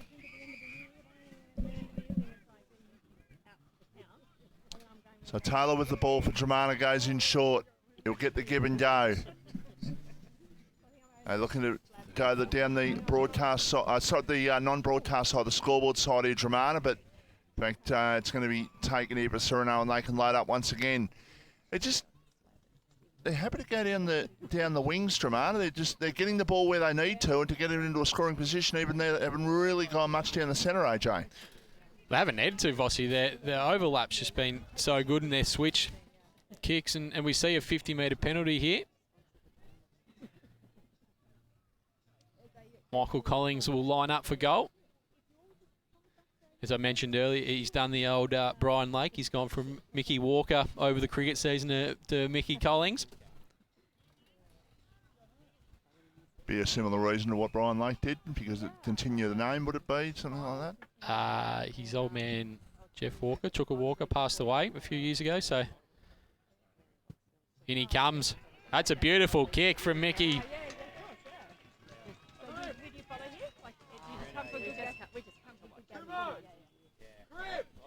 Got some of these details up on the page there. So 5-10-40, 6-7-43. Premier Traditional Home scoreboard. Almost 14 minutes gone in the second quarter. Can tell you boys got a score through from Red Hill. Frankston Bombers 2-4-16. Red Hill 1-4-10. Rosebud 18 points up on Pines. And Mount Eliza 46 points up on Edie Asp. Hughes gets a dominant tap out. It's all about momentum here at the moment, Vossi. Polke just runs back onto the ball. He's picked it up. And we'll get a throw up in the centre square.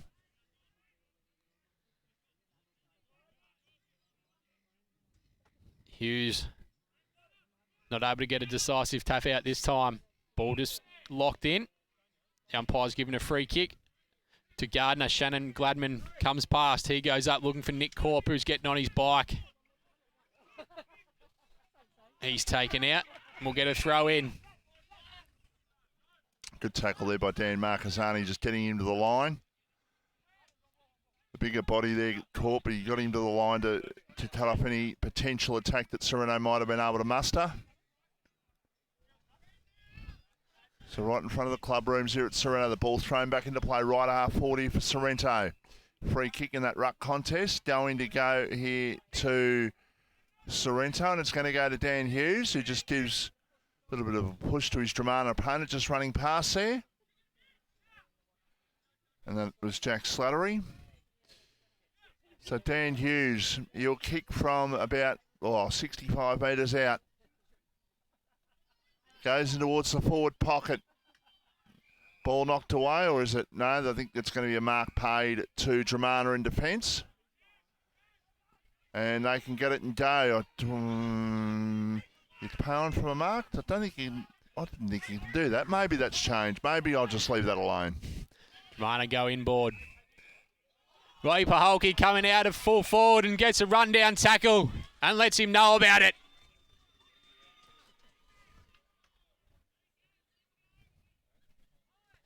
Toby, the player there that was run down.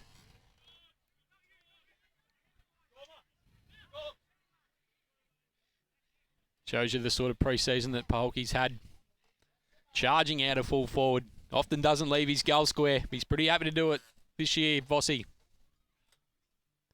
Can he make up for that horrible kick in the first quarter? In he comes. And he's sprayed that to the near side. He's not on form at the moment, is he, with his kicking? No. 5'11", 41, 6'7", 43. 16 and a half minutes gone. Premier Traditional Home scoreboard. Yeah, 2 genuine opportunities today, Lee Paholke, and he's basically toe poke one and one off the side of the boot. Free kick to Sorrento, left half forward. They'll go back into attack. So Dromana up by 2 points here in the match of the day. Short pass, mark and defence. It's taken for Dromana, and it's taken there by Ben Toby, who goes in short. He's got a teammate there who takes the mark, and that is Sam Childs with the ball. He just trots off and just goes in short, and the mark has been taken there. Defensive side of centre wing. You've got a loose man in the corridor there, but they're just looking around and just seeing what they can muster as a genuine lead. That was a poor kick, and now it enables Sorrento back in. Now a kick inside attacking 50 for Sorrento. Looking there for Bywater, who takes the mark. He's 50 metres out, Curtis Bywater. Goes towards full foot. Paholke's got this one. He got the sit on his opponent, and just his opponent slipped, and Paholke just gave him a little bit of a shove, but all legal, and that's fine. He's kicked his first goal for the afternoon, and Sorrento are back in front. 6-11-47, Dromana 6-7-43. That's when Paholke becomes dangerous, Vossi. When he gets out the back, and his teammates know that, they kick it over the head of his opponent. He's just able to use his forearm and just push off and take the mark. There was that quarter there, Dromana first up, going very well, but Sorrento were very good to get out of that. They were on the edge there. Yeah, they've been able to hit back. 6-11-47, 6-7-43. 18 and a half gone. Second quarter here at David McFarlane Reserve. I think the big difference, Suss and Vossi, for mine, is Daniel Hughes going into the ruck. He nullifies Billy Gertz, and when Lockie Crode's been in the ruck, that's when Gertz has been able to get on top. I think he's a bit more mobile too, AJ. Yeah. Dromana look to go inside forward 50. They're looking for Andrews. The ball just bounces in front of him, and we'll get a throw in.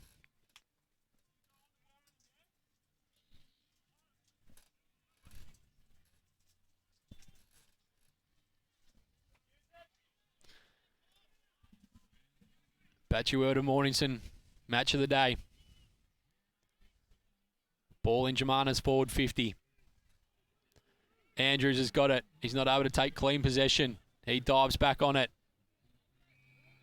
We'll get another stoppage. Just in front of the Dromana goals here. Going towards the Bowls Club end, Vossi. You've been a bit quiet. Hawks must be down. Ball thrown up. Not by much, only down by 6 points. Zach Burns gets the hands out, but he hands it off to Andrews. Billy Quigley. He's slung around. Ethan King for Sorrento. James Brigden goes up, but he's turned the ball over. Riley Davis. The touch ball. That's a big tackle there. And Sorrento will get a free kick for holding the ball, going the way of Collings. He looks inboard. He's found well, it looked like he found Charlie Stokes. It just went through him like he had a hole in his chest, Fossey. In the centre circle here at David McFarlane Reserve. Dromana able to get the ball going forward. Nick Marston comes out from Sorrento's defence. He handballs it off.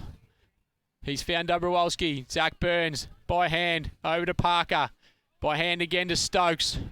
He goes on his left looking for Nick Corp all alone, and he's taken the mark inside forward 50.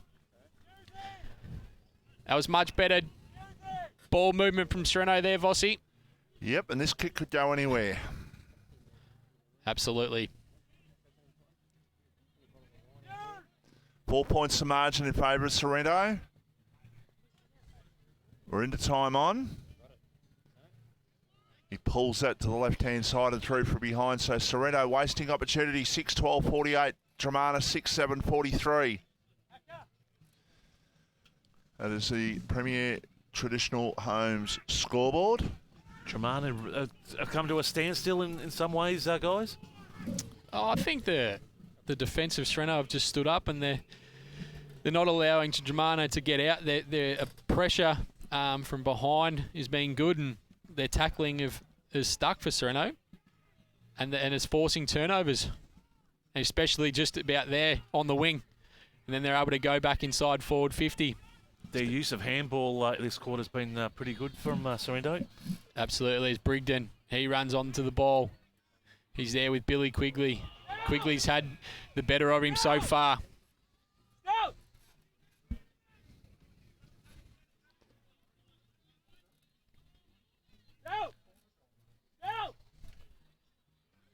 Ball thrown up here in Dromana's forward 50, going towards the bowl's end. Quick kick by Shannon Gladman. Goes up to the centre of the ground looking for Nick Corp. Ball just plugs in the dirt there on the cricket pitch. You ever played on this ground, Vossi? Would have played a couple of junior football games down here, but not cricket down here, but certainly football I have. Long time ago that now, AJ. Forget a throw up just next to the cricket pitch. Hughes. Burns getting the crumb. He handballs it back out. Found Gladman. He's able to find Gardner. He gets a quick kick going forward, but he's turned the ball over. Dromana look inside. They've found Crimmins. He goes down that far side looking for Quigley. Brigden able to get a spoil in. He's been a bit better this quarter, Vossi. Not allowed Billy Quigley to get out.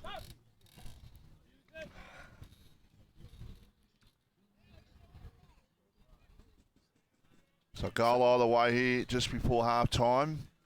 Crucial if Dromana can get one. They might find themselves in front come half-time. Free kick against Dan Hughes there. Silly free kick to give away. Can hear the yell of the Seaford fans down at Rye at the moment. They're leading 81-28. We said that they could get a bit of momentum, although we backed the home side. They've certainly gone on from when they got their first win of the year. And that will make them 3 and zip from the last 3 matches. Don't look at the Mornington score, Pete.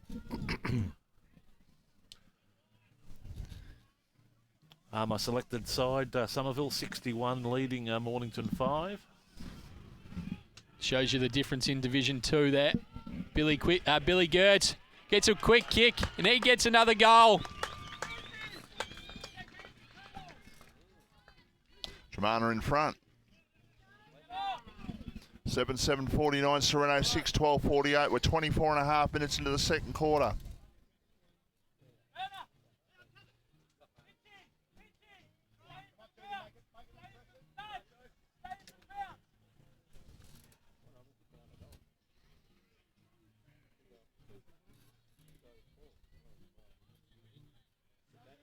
6-12, 48, 7-7, 49. Nearly 25 gone in the second quarter here. Being wasteful in front of goals, Sorrento.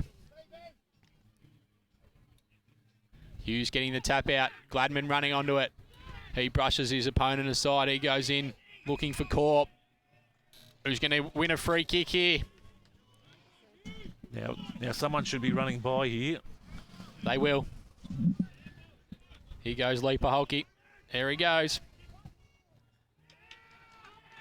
That's poor work from Dromana because it happens every time. They know that Nick Corp is not a great kick for goal, and they have to be switched on. If I can pick it, yeah, surely the players at Dromana can pick it. Next one. Thank you.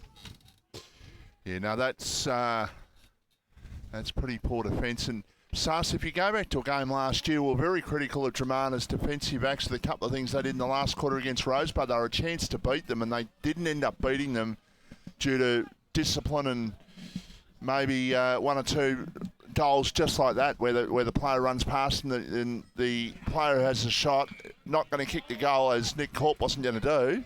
We'll call them the 1% of Vossi because, that's the only flaw of Dromana I can see. And there's the siren for half-time. They are coach killers, AJ. Like 5 seconds or something before half-time. Absolutely. 7-12, 54. Played 7-7, 49 here at David McFarlane Reserve. Bit of talk going on. Sorrento be pretty happy with that quarter. Yeah, it was much better. They're pretty wasteful in the first quarter in front of goal. They've had 19 scoring shots.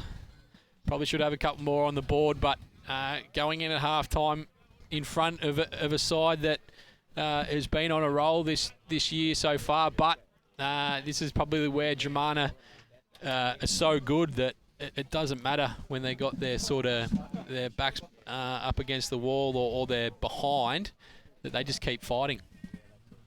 And with Sorrento there getting the game back on track. Geez, where do you pick it from now, guys? I think if they can stop Billy Quigley, I think Sorrento are on top.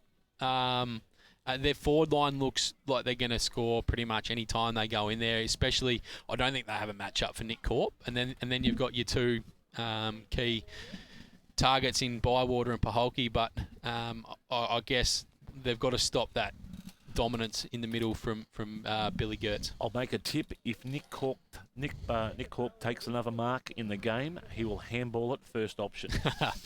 I think you'll be pretty spot on there, Sus. I reckon you're just about to say that he actually didn't hand pass it and Polky just grabbed it out of his hands just about. Well, I don't think Polky probably is allowed to go in front of the mark, is he? In front of Nick Corp. He probably should have run around him. Well, we might get that up on the tape during the week and have a look. It's 7-12, 54, plays 7-7, 49. We're going to go to a station sponsor break, and we'll have a couple of interviews going at half-time, and we'll be back for the start of the third quarter here at David McFarlane Reserve.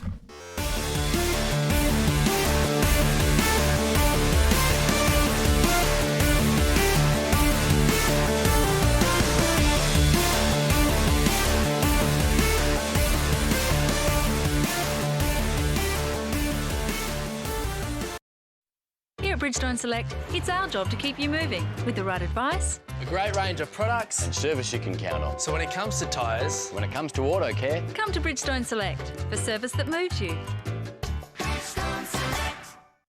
The upgrade of Nats track in Frankston has been formally launched in honour of its namesake, the late student Natalie Russell. Natalie's parents, family members and State Upper House MP David Limbrick, who was Natalie's boyfriend at the time of her passing, joined Mayor Nathan Conroy for the launch. 17 doves were released in honour of Natalie, who was murdered in 1993 on her way home from school. Mr Limbrick said the revitalisation of the track meant Natalie will never be forgotten. For more on this story and for all of this week's news, just click the link.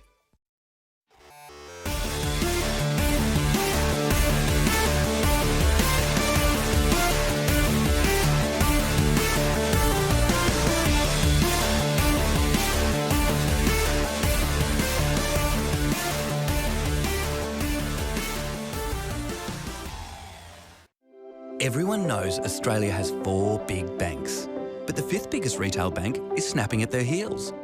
It's a bank that's been around for over 160 years, can be found in over 500 locations nationwide, looks after over 1.8 million customers, and is regularly voted one of the most trusted brands out of all the thousands of brands in Australia. Who is this fantastic number 5? Yep, it's Bendigo Bank. The better big bank. More and more people with a taste for quality are shopping at Eliza Meats. Kevin and his lean team pride themselves on the finest cuts, from juicy steaks and roasts to high-grade mince and sausages. And Eliza Meats are the gourmet specialists. Inquire about Eliza Meats Spit Hire. Phone 9787 4473 for a mouth-watering meal fit for a king. It's all at Eliza Meats. See our sponsor Kevin at Eliza Meats, 112B Mount Eliza Way, a station sponsor. Need your property painted, but you don't want to just trust any painter with your asset? Give Wow Factor Painting Solutions a call. We're based on the Mornington Peninsula and specialise in high-quality painting solutions. We are proud members of the Master Painters Victoria and the Dulux Accredited Program. For a free quotation, visit wowfactorps.com.au or call 0475 448 285. Wow Factor Painting Solutions, a station sponsor. Battery World now open in Mornington. We know batteries. We know our 75 D23Ls from our DIN65 LHs. And we know which is best for you. We have the range and a spark no one else can match, because we live and breathe batteries. Those beautiful boxes and cylinders that power our lives and our passions. That's why we're the batteryologists. We're Battery World. Battery World Shop 1, 43 Mornington Tyre Road, Mornington.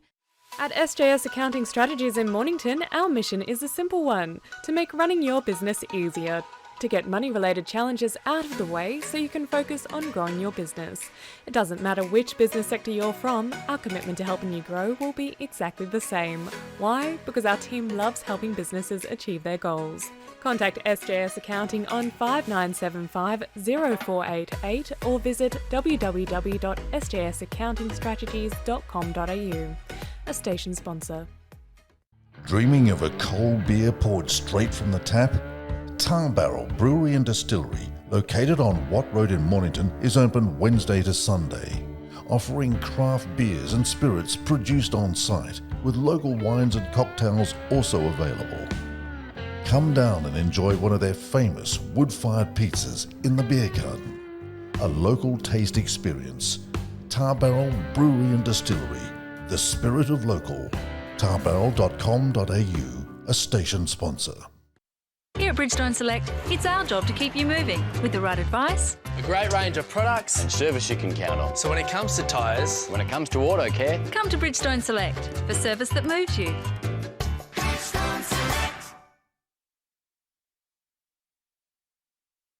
Jones Lupino Real Estate, located on Wilsons Road, are Mornington Peninsula's boutique real estate professionals, offering premium service in sales, auctions, investment property management and holiday leasing across the Mornington Peninsula. Contact Jones Lupino for the very best in client experience on 5975 5593 or visit joneslupino.com.au, a station sponsor. Established in 1988, Progress Signs has been servicing the local community for 30 years. Located on the Mornington Peninsula, they are the #1 destination for all your signage needs, specialising in a variety of signage from vehicles to shop fronts, occasional and corporate events, short-term, long-term and everything in between. If it's signs you need, be it large or small, Progress Signs is the place to call. Available 24/7 at progress-signs.com.au or call the team on 5975 9188. Thinking signs? Think Progress Signs, a station sponsor.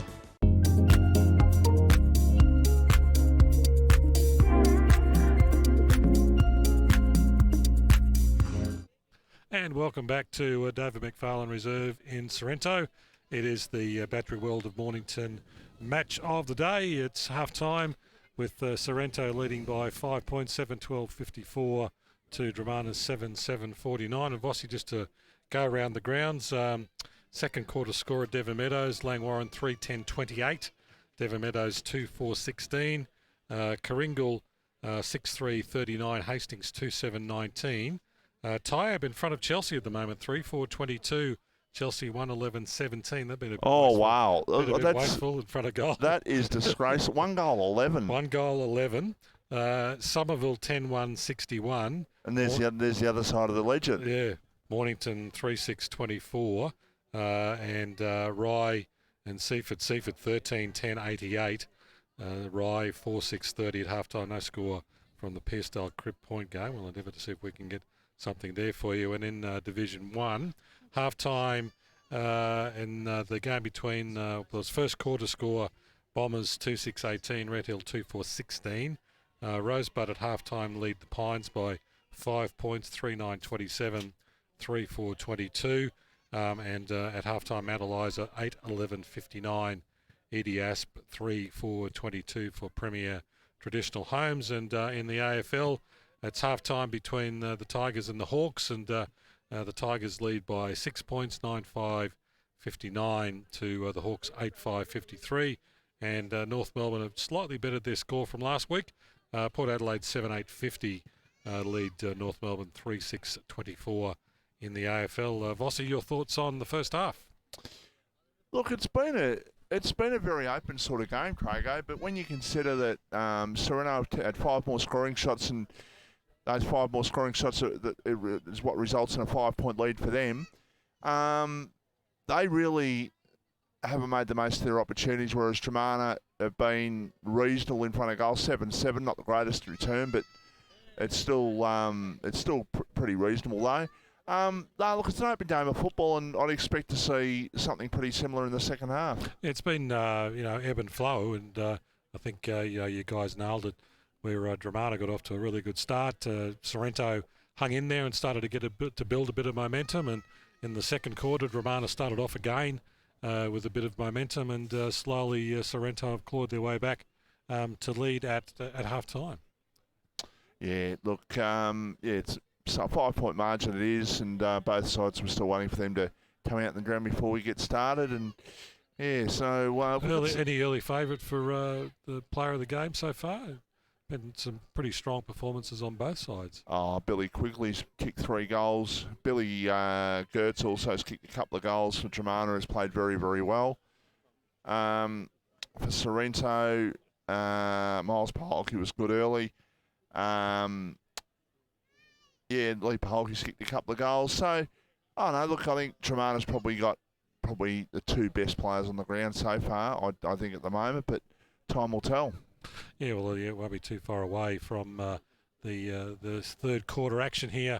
And certainly the weather changed a little bit again, Vossi. There still is some blue sky about, but it's certainly starting to cool down a little bit. Yep, and so those of you watching and can see me on the stream, well, I've got a coat on and I've got a hoodie on underneath, so I'm nice and warm at the moment, but yeah, I think it's going to get a bit chilly as the afternoon goes on. And, we spoke this morning when you were doing your tips today. You're not going to change your tip? You still think Dromana can take home the chockies this afternoon? I'll stay with Dromana, absolutely I will. Yeah, so I guess a couple of big stories developing in local football. Obviously, at the moment, Tyab are leading at half time, so that's probably a story in itself. In that one, just looking to see what Sus might have been thinking about how Mornington were going today. They've kicked the last 3 goals in that game, though, which is good. Yeah, they have, as I said, 3-6-24 to Somerville's 10-1-61. Chelsea back in front against Tyab, 2-11-23 to 3-4-22. Karingal 6-3-39, Hastings 2-7-19. And that score between Devon Meadows and Langwarrin. Langwarrin a bit wasteful in front of goal too, 3-10-28. Devon Meadows 2-4-16 for Premier Traditional Homes. So there's the scores there. Pearstyle and Crib Point was the one game we're lacking a score from. Yeah, we just haven't got a score through from that one. I might just check another little score one we have, and No, I haven't got a score on that one either, unfortunately. So, but hopefully we'll get something through at some stage this afternoon as we hear in the background the siren go, and that'll be the first siren to ask the patrons to leave the field, and there'll be another one when the game is about to start. We might take the opportunity to go to a break before we start the third quarter. What do we think, boys? You're listening and watching RPPFM. Here at Bridgestone Select, it's our job to keep you moving with the right advice, A great range of products and service you can count on. So when it comes to tyres, when it comes to auto care, come to Bridgestone Select for service that moves you. The upgrade of Nats Track in Frankston has been formally launched in honour of its namesake, the late student Natalie Russell. Natalie's parents, family members and State Upper House MP David Limbrick, who was Natalie's boyfriend at the time of her passing, joined Mayor Nathan Conroy for the launch. 17 doves were released in honour of Natalie, who was murdered in 1993 on her way home from school. Mr Limbrick said the revitalisation of the track meant Natalie will never be forgotten. For more on this story and for all of this week's news, just click the link.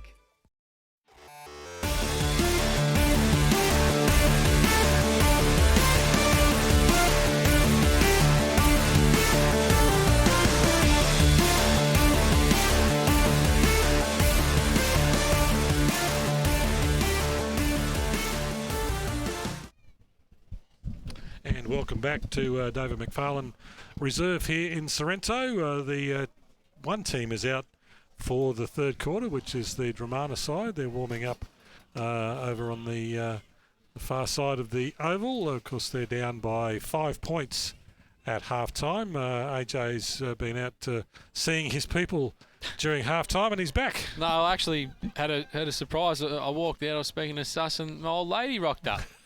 So she got the day off, so she thought she'd pop down and say hello. That's nice. It is. It's lovely.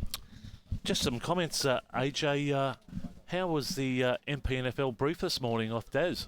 Oh, mate, it was pretty good, wasn't it? So for all those that haven't and should, please go to our webpage under the sports section, and Daz has kindly offered to write a brief for us each week. A brief? It wasn't brief, that's for sure. Brief. It was very in-depth, and it was great. Yep.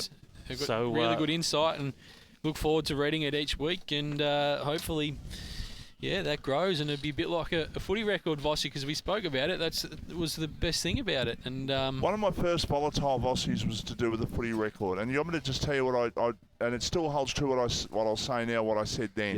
You've set him off here. He's ready. He's ready to go. You get someone in the crowd. You get a retired man or woman in the crowd, or let's say a retired man in the crowd, 70 years of age in the crowd. Who's going to get on? You get a lot of older people going to the games, and they don't do apps. Yeah. You go to the football. You go to the football for three reasons. You read your footy record, you have a beer, and you have a pie. They're the three reasons you go to the football for. And with no football record, it's a joke how we've got no football record. You'd really somehow love to see something come back. That would be fantastic, wouldn't it? Yeah, I had a fair collection of footy records over the time at Mum and Dad's. Well, it was. I used to just randomly. Has that just happened this year? Because they were still being done. Couple of years now. I used to just go and randomly pick one out and just go read it. And 3 to 4 years it's been missing now. And but I think Mick O'Rourke will be jumping up and down there at Rye because he is a fan favourite of the footy record. As we all are, Sus. As we all are. Start of the third quarter. Well, you can't read the footy record, but you can watch and listen to us on RPP socials, that is for sure. It's Sorrento up by 5 points. Start of the third quarter, it's picked up, and around the corner goes the kick there by Parker it was, and that's a good mark. That was a very, very good kick by Mitch Parker there, and Curtis Bywater's taken the mark 25 metres out directly in front, and this should be the perfect start, AJ. Been very impressive, Mitch Parker, today, hasn't he, Vossi? He kicked a very good goal in the first quarter. And Curtis Bywater in their win so far has been a very good pickup for the Sorrento side. And I think life's very comfortable for him down this end of the peninsula. He has a shot, he puts it through. So the margin is 11 points. And I think Curtis Bywater has kicked 2 goals for the afternoon now, so the margin is 11 points, 8-12-60, plays 7-7-49. Are you saying he fits in very well with the sort of persona around town, Vossi? Oh, I think he fits in well. The fact that he's not number one banana, he can sort of get there and he can play his game rather than having to be the number one man each week. I think he can just sort of fit in nicely. And obviously, Lee Paholke, more attention gets put to him, AJ, for example.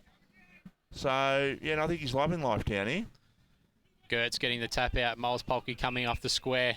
He's tackled and will get a ball up.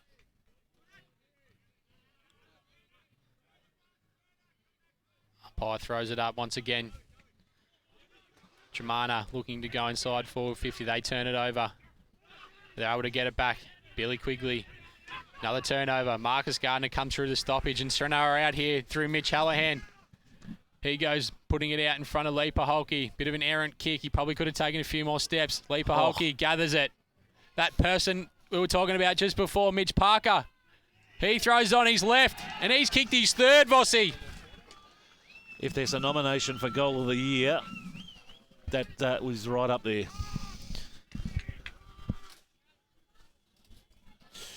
Suss's Goal of the Year? I like it. It's just. What about Suss's Sausage of the Year? I'm just a bit worried about you. Those, where are you going with that, Michael? Yeah, it's just those. Well, what do you call a goal? You call a goal a sausage roll, don't you? Oh yeah, yeah. There might be something in that. Suss's Sausage of the Year. He is. He is fond of the meat tray, Bossy. Can someone pick me up off the ground here, please?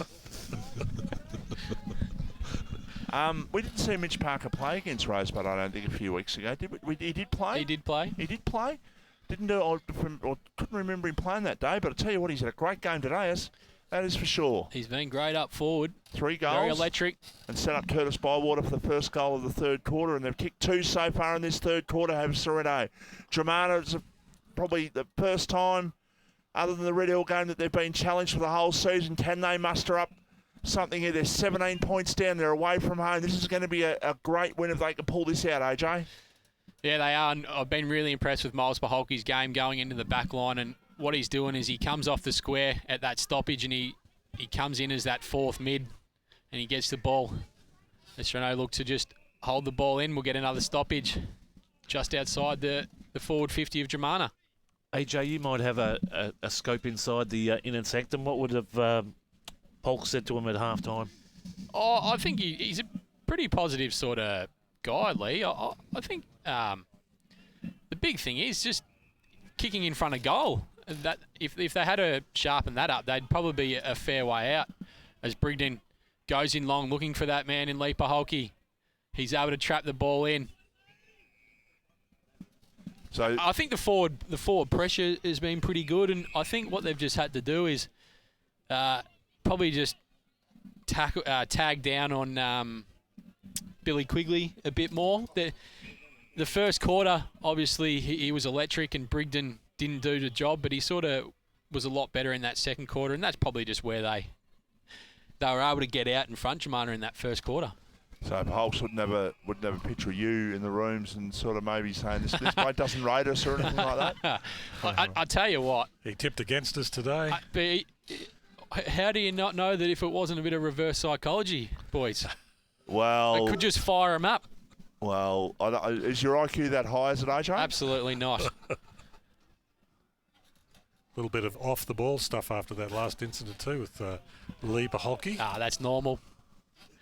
There's 3 against 1 at one stage. That's the least of his worries. Usually it's the whole team or the crowd against him. The ball up just in front of the scoreboard on the far side here at David McFarlane Reserve. Interesting. I was talking to someone at dinner last night, and someone who, one of the Raider boys who's got a son playing at Chelsea Heights, where Luke Topscott's playing. He hurt his neck last week, the former coach of Sorrento. Oh, he's hurt his neck a couple of times. That's a bad sign if he's hurt it again, Fossey. That could just about be. Yeah, I know he had a lot of trouble and he was probably told. He's had a really bad back and hamstring, so that's something that. He's got one of them bodies that just Just unfortunately doesn't allow him to do allow him to get a full season out of him, I suppose. Exactly right. Dromana go inside forward 50, and Ethan King lays a tackle. It's on here, Vossi.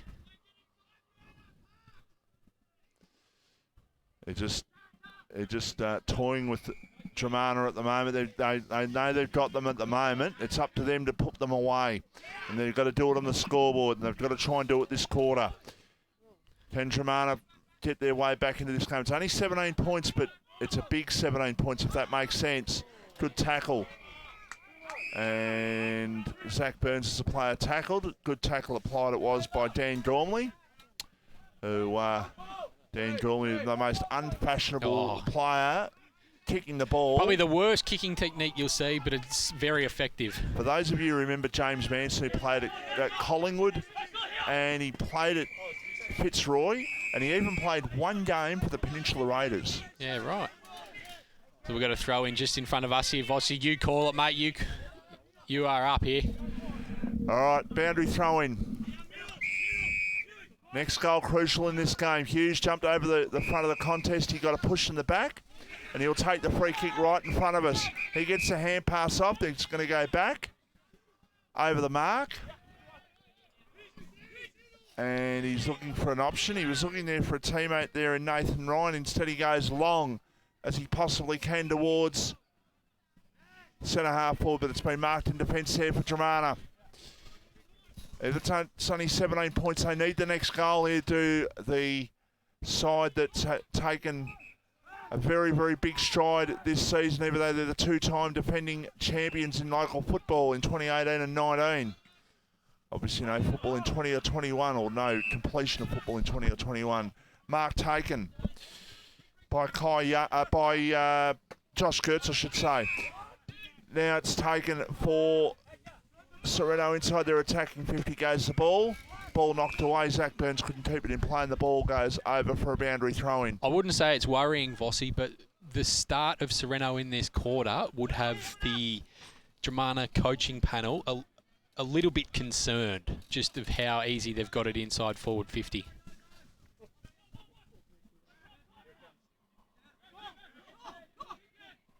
There's that kicking style, Vossi. That's a high up and under. It's Dromana who's hack it forward. Andrews takes the mark. Got a couple inside forward 50 standing alone. James Brigden goes and fills the hole. He's won himself a free kick. No. Has he called that a shepherd? No. He's given it to Dromana. Interesting one.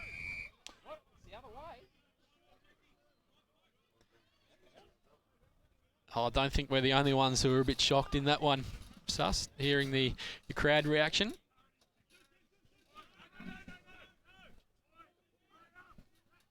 It's Jaden Tooth. And he's missed to the near side.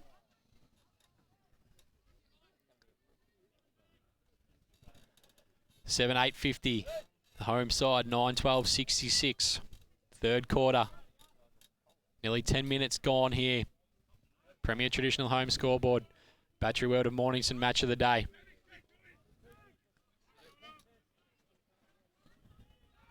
It's Nathan Ryan bringing the ball back in for Sorrento. He's looking for Brigden or Lockie Crode. Lockie Crode stands tall.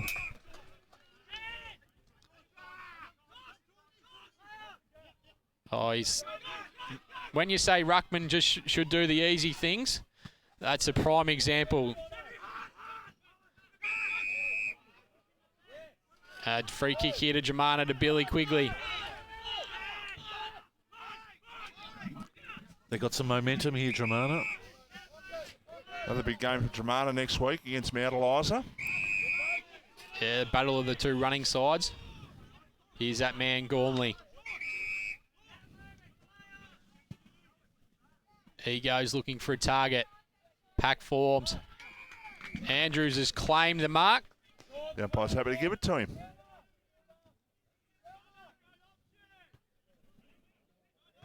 And he'll line up for Dromana's 8th goal. Yeah, Richmond up by 19 points in the AFL. Nearly a minute. 11 minutes gone here in the third quarter. Premier Traditional Home scoreboard. Huge kick, this one. Bring it back to 10 points.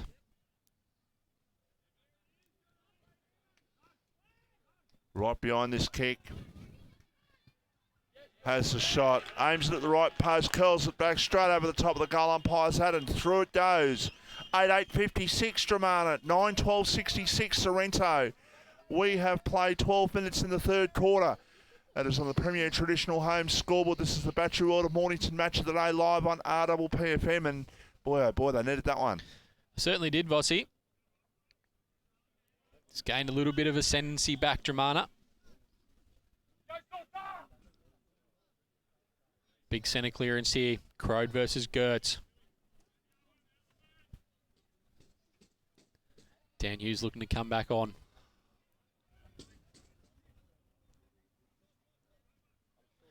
Gertz gets a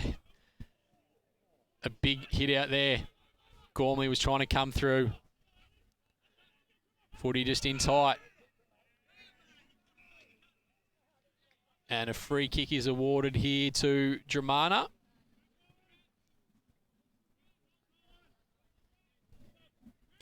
Tom Crimmins will go back and shoot for Dromana's 9th goal.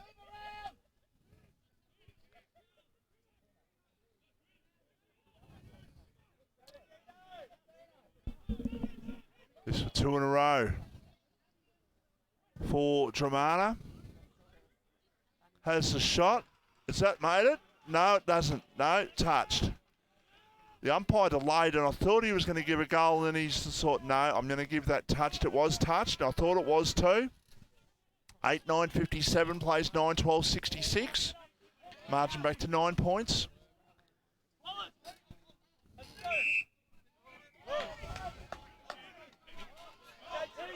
Dromana are going to be able to go back inside forward 50.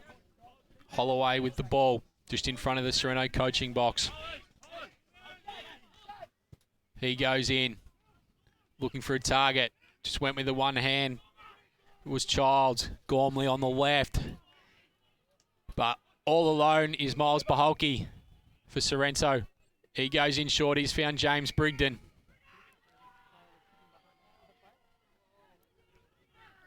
He's run himself into a bit of pressure here, James Brigden, but he goes out wide looking for Ethan King.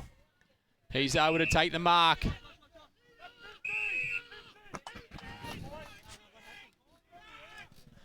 $50-metre penalty awarded to Ethan King. That'll bring him up towards centre half forward. He goes to the opposite side, looking for Miles Paholke, but standing in the hole was Dean Waugh. 50-metre penalty awarded against Miles Paholke.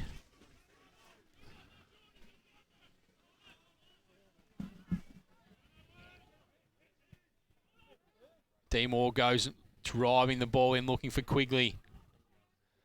One-handed pick up. Brigden wraps him up. And we'll get a throw it up. Just about 25 metres out from the Dromana goal, going towards the clubroom end here.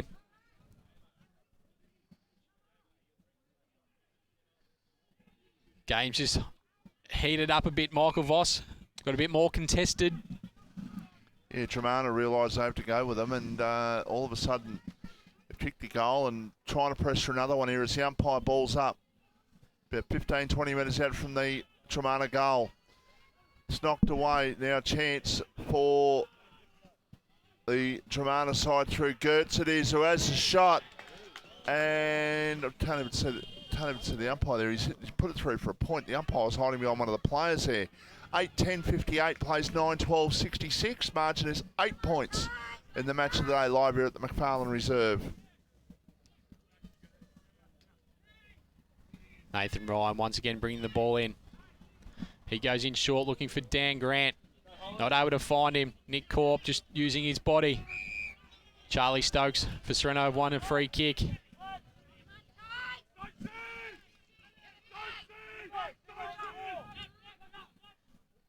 He goes in short looking for Mitch Hallahan. He found him. The run from Nathan Ryan. He's found Dan Hughes. He wheels and goes. Goes in short looking for Parker. Can't take the mark. Look like he's busted a finger there. And Dromana rebound through Gormley. Get them back in straight away. He's dislocated a finger.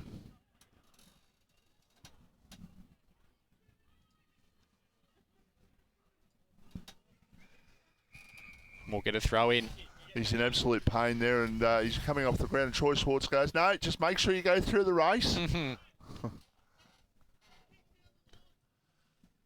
Some interesting moves in Division 1, folks, with Rosebud. And the just looking at the score there, Rosebud 34, Pines 34.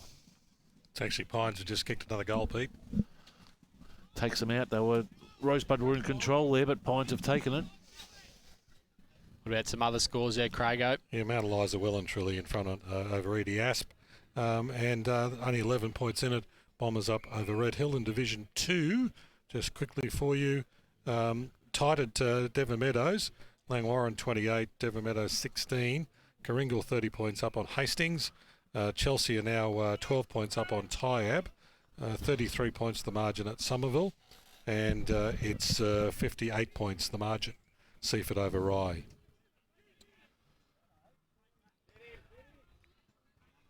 So Sorrento looking to clear, but it's going to come back in once again. Gertz got tackled, holding the ball to the umpire. It's a short pass mark taken by Daniel Grant, who can get it and goes. A beautiful kick normally, Daniel Grant. He goes in short. Mark taken by Dardner. Now they can play on. Kick to centre half forward. Paholke couldn't take the mark. That was Miles. Ball on the ground. A chance now for Dromana to clear out, but that was a long hand pass and a one that went astray. Now Sorrento with a chance to go back inside, attacking 50. Pack of players go up. Ball knocked down. A chance now for the short pass to be kicked forward, and the mark has been taken for Dromana on centre wing. Margin is 8 points. Goals after those first two from Sorrento. We've had 3 in the first 10 minutes, but I won't say they're difficult to score, but in fact 18 minutes I should say. In fact, they are difficult to score because it is 18 called minutes. At 50. And there is a 50-metre penalty there. Now an opportunity for Dromana to get another goal there and bring the margin back to 2 points if they're successful. Dromana's run looks like it's just taking over here at the moment, boys. Short pass. Beautiful kick. Mark has been taken. Billy Quigley once again. 3 goals. He's gone over the top to Billy Gertz. He'll line up for his third. Yeah, he's kicked 2. He's had a great game today, Billy Gertz, hasn't he? Yeah, he's been good. I think Daniel Hughes has probably matched it with him around the ball, but the thing that's impressed me with Billy Gertz is his follow-up work, and he just gets forward. When you hit the scoreboard as a ruckman like he has, kicking 2 and going for goal number 3, can he nail this one? He had a similar shot down the other end, similar angle, but obviously in a diagonal fashion right at the other end of the ground, and he's put that one through for a goal. So 9-10-64 Dromana, they're back to 2 points. Sorrento 9-12-66, and we're nearly at time on.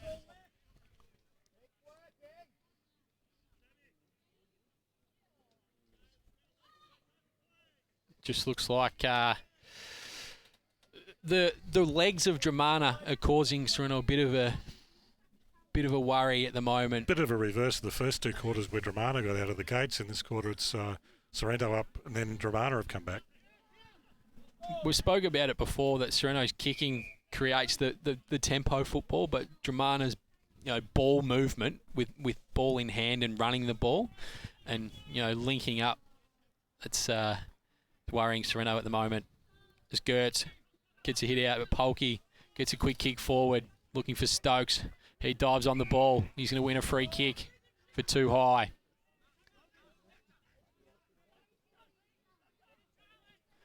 Stokes goes in looking for Lee Paholke, and he's found him. No, he's dropped it, and an easy mark. Paholke goes in, and he's turned the ball over. Pretty ordinary stuff from Paholke there. Easy chest mark should have been taken.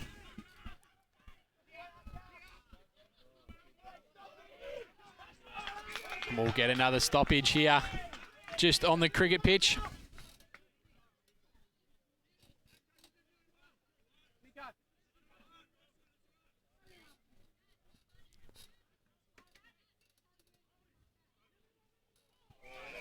And that's holding the ball. Miles Polke winning a free kick. Shannon Gladman's going to take it, though. He goes in looking for that man in Parker who's had a good third quarter. He just drops the ball. Incorrect disposal. Dromana looked to get and go. Gormley. Riley Simpson goes out in front of Geordie Andrews, who's not able to take the mark. Goes over his head and we'll get a throw in.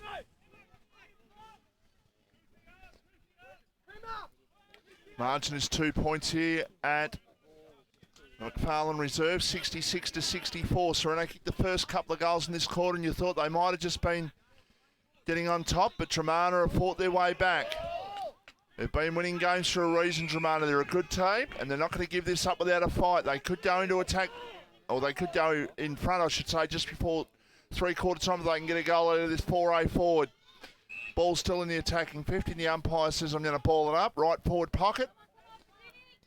It's a very disappointing result for Rye, isn't it? 60 points down to Seaford, who, let's be honest, they're not going to probably contend for the premiership this year. And they've been good. Like, they've got a couple of wins on the board and they lost a number of players and they're consolidating. But Rye probably fancied themselves to play finals. Yeah, no, not a good performance here. Seaford obviously I think Rye were 3 or 4 goals to 2 in front, and then they put on a lot of goals in a hurry there, Seaford, in that game. The ball just rolls out to Brigden, then over to Paholke, who overruns it. P gets the hands off to Daniel Grant. He's looking for Cadden. Gormley's there with him, who picks the ball up. He gets a handball off, not able to find a teammate. We'll get another stoppage. 23 minutes gone in the third quarter. Sorrento up by 2 points. Premier Traditional Home Scoreboard. Battery World of Mornington match of the day.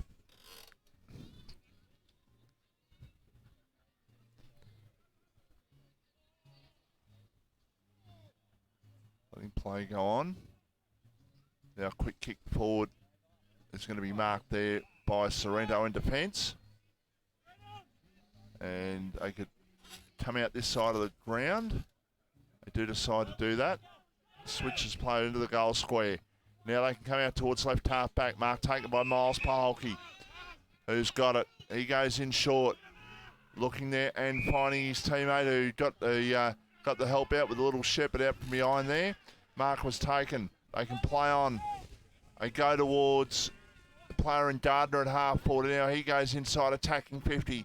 Going up, no mark taken. Ball on the ground. Still an opportunity for Sorrento. It's picked up and a high kick forward inside. Mark will be taken, and it is taken. And it's taken by Ben Brown, who will go back from directly in front to put the margin out at 8 points. You just hear Mitch Hallahan just telling him just to slow down, let him have a set shot, try and take the heat out of the game. Must be very close to three-quarter time, so Brown it is, not wasting too much time as a shot. Beautiful kick. Margin is 8 points. 10-12-72.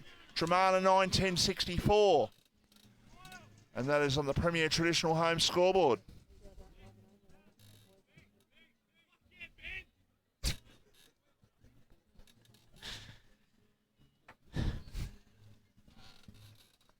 And I think Miles Paholke would be okay with me saying this, because we are sort of, I'm good mates with his brother Lee, and he's not the sharpest tool in the shed, Miles, and he'll happily admit it.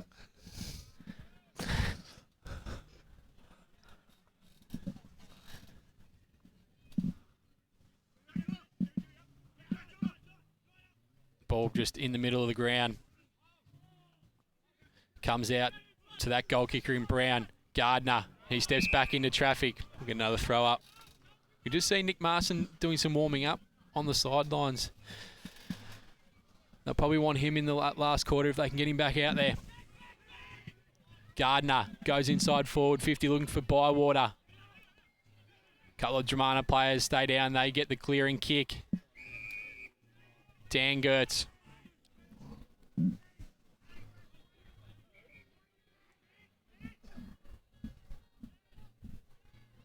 He goes long. Dromana go. Inside forward 50 looking for that man. In Andrews, he gets the ball. He goes along the ground and he kicks a dribble goal. Dromana get their 10th. They move on to 10-10-70. Sorrento 10-12-72. Late in the third quarter.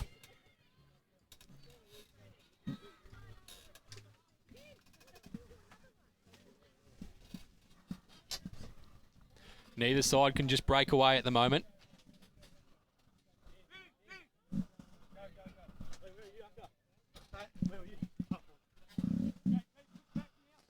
So margin back to 2 points. Right on the steps of three-quarter time. 27 minutes played in the third quarter. Both sides have kicked 3 goals this quarter. Both sides have had their opportunities as well. Sorrento the first couple, Dromana the next couple. Sorrento a goal in now, Dromana with that goal by Jordan Andrews there, just bringing the margin back to 2 points. And there is three-quarter time. And Sorrento got one in the second quarter like it, Dromana in that quarter like it. Again, another coach killer potentially. Those 1%ers, if you like, as Suss called them earlier. 2 points is a margin at three-quarter time. It's Sorrento 72, Dromana on 70. And this is the Battery World of Mornington match of the day, live on RPFM.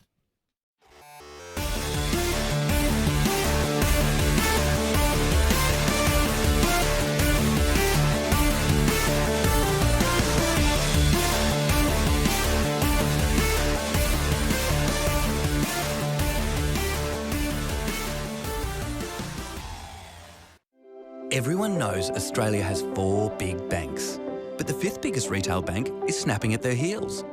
It's a bank that's been around for over 160 years, can be found in over 500 locations nationwide, looks after over 1.8 million customers, and is regularly voted one of the most trusted brands out of all the thousands of brands in Australia. Who is this fantastic number 5? Yep, it's Bendigo Bank. The better big bank.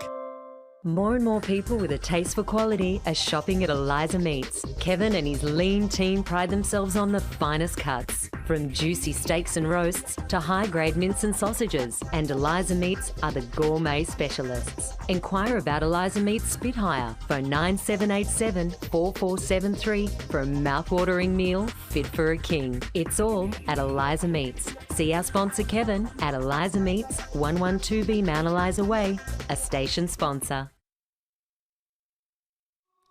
Need your property painted, but you don't want to just trust any painter with your asset? Give Wow Factor Painting Solutions a call. We're based on the Mornington Peninsula and specialise in high-quality painting solutions. We are proud members of the Master Painters Victoria and the Dulux Accredited Program. For a free quotation, visit wowfactorps.com.au or call 0475 448 285. Wow Factor Painting Solutions, a station sponsor. Battery World now open in Mornington. We know batteries.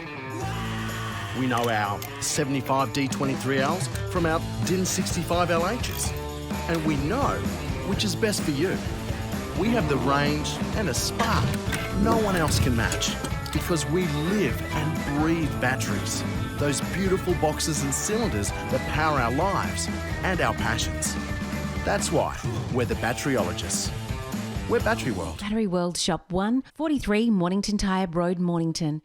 At SJS Accounting Strategies in Mornington, our mission is a simple one: to make running your business easier. To get money-related challenges out of the way so you can focus on growing your business.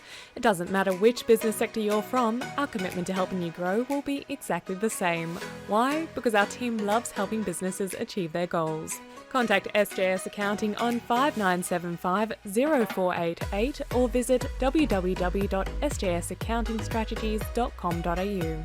A station sponsor. Dreaming of a cold beer poured straight from the tap?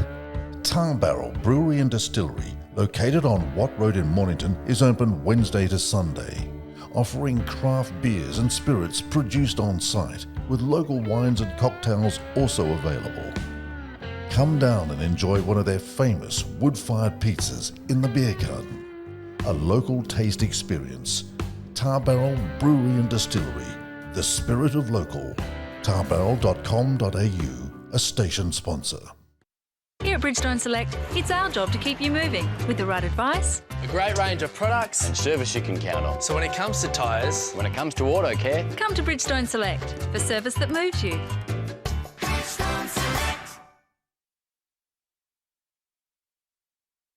Jones Lapino Real Estate, located on Wilsons Road, are Mornington Peninsula's boutique real estate professionals, offering premium service in sales, auctions, investment property management and holiday leasing across the Mornington Peninsula.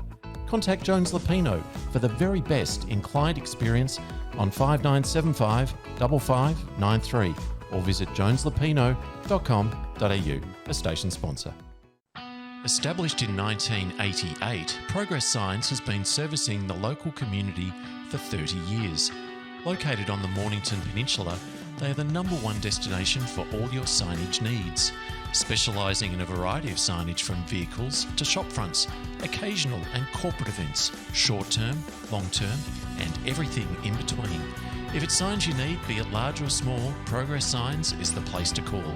Available 24/7 at progress-signs.com.au or call the team on 5975 9188. Thinking signs? Think Progress Signs, a station sponsor.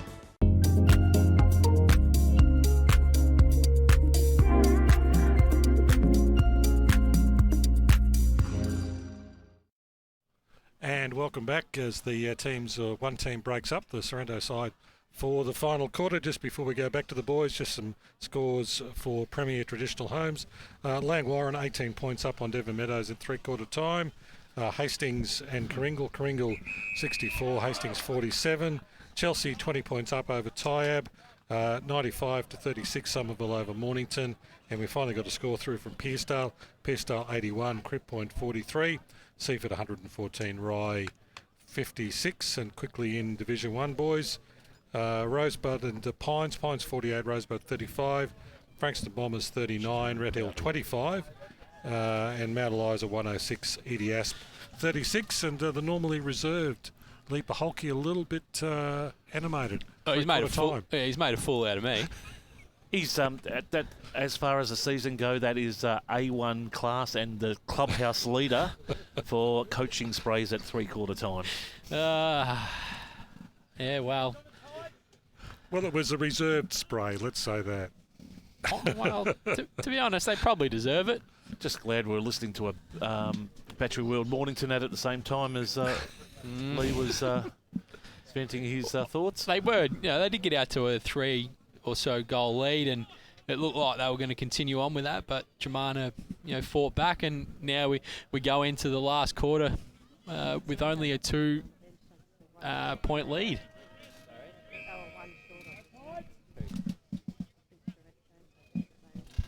So start of the last quarter. It's Sorrento by 2 points. Who's it going to be? Mark taken by Dan Dirts. They go around the scoreboard side of the ground. Dromana, they go towards half forward. The ball drops short. Might be a free kick, and is for over the shoulder. Free kick to Dromana. 2 kicks out from Dole. Looking for that ball to come back. The umpire said it took too long to come back. And to be perfectly honest, I'd probably agree with him on that, because that seemed to take an eternity, and the umpire has given it as such. So an opportunity for Dromana to go in front inside the first minute of the last quarter.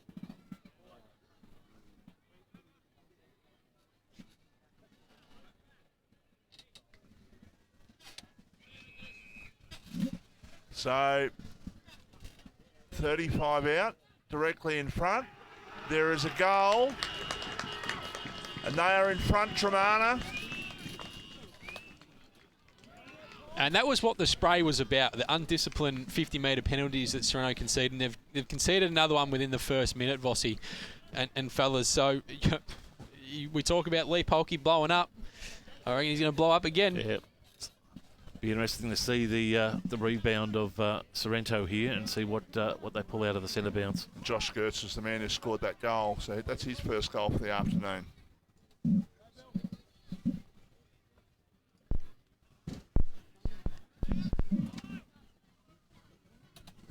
They've isolated Billy Quigley down at full forward. We'll get another stoppage. We haven't moved too far from the centre circle here. David McFarlane reserve. Ball goes up. We'll get another one right in the heart of the circle here.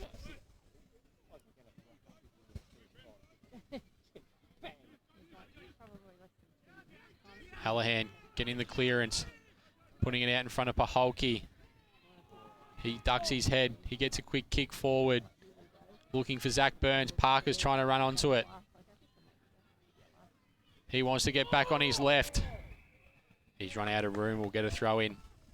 The right half forward here. David McFarlane reserve. Sorrento heading towards the club room end. Dromana, the Bowls Club.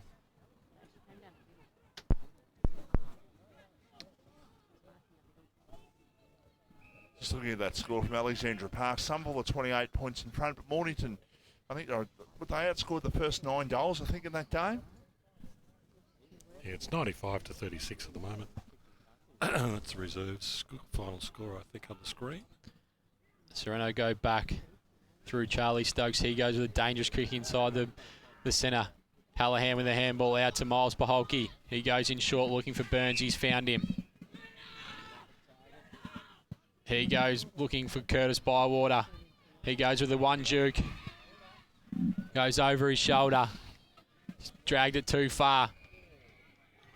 Nick Corp looks like he's going to win a free kick for holding the man here.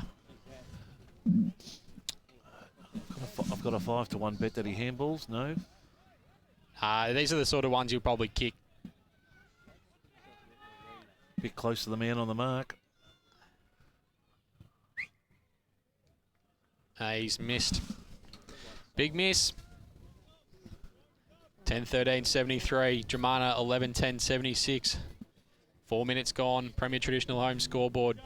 Last quarter here from David McFarlane reserve. Dromana go out wide. It's intercepted. Shannon Gladman. He goes in looking for Bywater or Paholke. Bywater stands up and takes the mark in the goal square. Right in front of the Ladies' Day tent. Well, did you have a few Morris here? Oh, I reckon they're all there for King Curtis. Yeah? In he comes. Slots it for Sorrento. They move out to 11-13-79. Dromana 11-10-76. Some high-pitched screams from the tent there. Yeah, that was Vossi. I think the champagne's probably has been flowing for a couple of hours, and they're just starting to loosen up. I reckon the dulcet tones. That could bring them home, Sorrento. So let's see what happens on the bounce here. And the man you affectionately called King Curtis has kicked 3 goals this afternoon. Ball back to the middle. We've played 5 minutes in the last quarter. It is Sorrento by 3 points. Dromana looking to go forward. They do towards half forward. The mark has been taken about 65 metres out from their goal that they're attacking. A kick towards Gertz. Ball knocked away from him and the ball goes over for a boundary throw-in. 55 out from the goal that they're attacking, which is the Dromana end of the ground, if you like, in the last quarter, or the Bowls Club end of the ground. Who wins it from here, guys? I think Sorrento are working very hard for their goals, but I think Dromana might get them. I'd be very Gladman nervous. goes long. He's looking for Hughes. Zach Burns gets a quick kick, looking for Bywater. Not able to take the mark. Corp gets a quick kick. Goes into the dangerous spot. Grant just floating across the pack. The race is on. Dromana are out if they can pick up the ball cleanly. Sorrento have done a good job. They get a stoppage just outside the forward 50 here.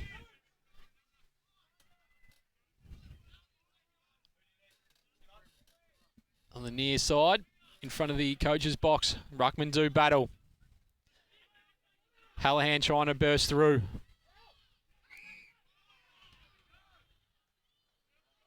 Free kick will be awarded here to Dromana for too high.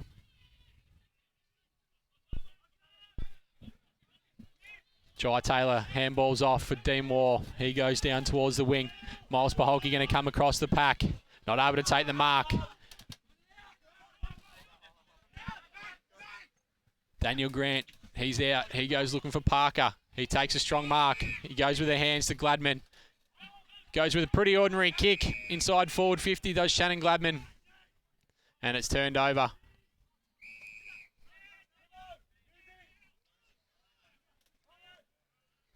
War goes out wide, right in front of the coaching box here. And the home crowd. Holloway goes back in short to Dean War.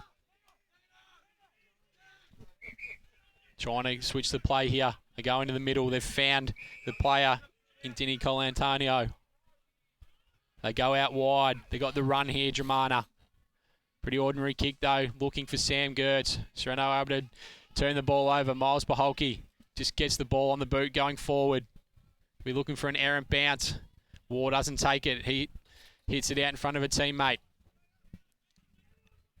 Big tackle from Burns. Dromana win the ball though. They go forward. They've taken a mark here.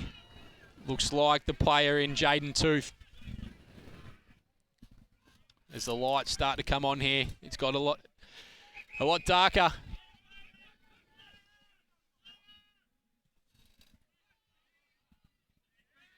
It's Brigden. He goes over the top of his teammate with a very poor kick for such a good player. Dan Gertz goes out wide, looking for his brother in Bill, who looks like he's hurt a finger there. I reckon he's dislocated a finger, Billy Gertz. He's in a whole lot of pain.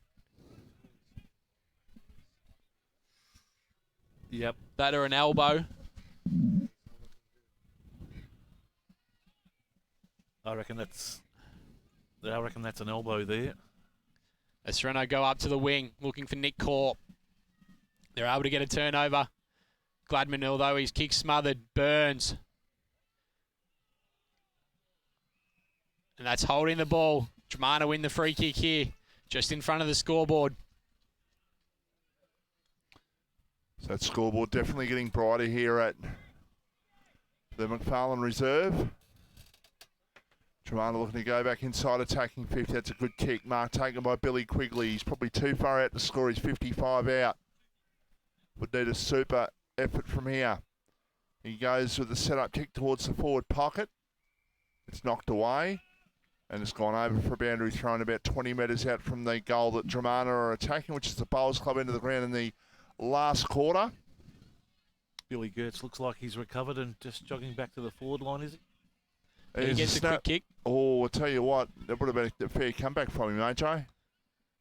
Andrews gets the ball out. Stokes goes into traffic. Over to Brigden. He's got a bit of space. He goes in short looking for Parker. He's found Brown, who tries to fend off, and that is holding the ball against Dean Moore. Sorry, to Dean Moore. Dromana going short. They scrub the kick. Ryan Paholke. He feigns one. He's found Bywater. It's Paholke, one out with his opponent here. The ball's on top of his head. He probably doesn't like it, but he's turned his opponent inside out. Head angle. And he's going to run onto it and kick a goal.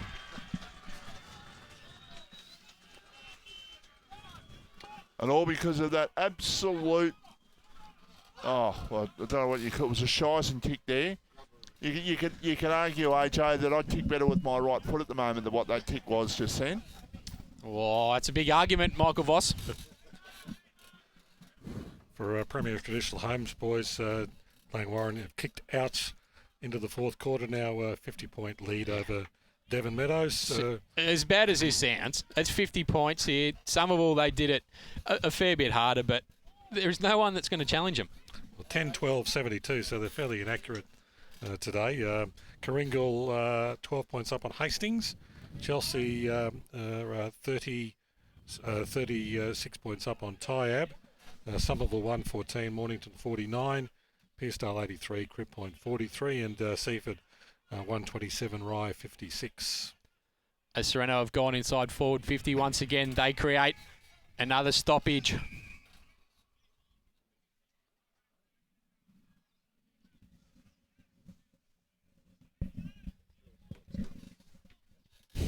Just got that too. I think they're a bit out, Fossey. There's a ball thrown in. Inside the Sorrento forward 50 here. They're going towards the clubroom end. Last quarter. They hold a 9-point lead at the moment. 12-13-85, 11-10-76, Premier Traditional Home scoreboard. Battery Word of Mornington, match of the day.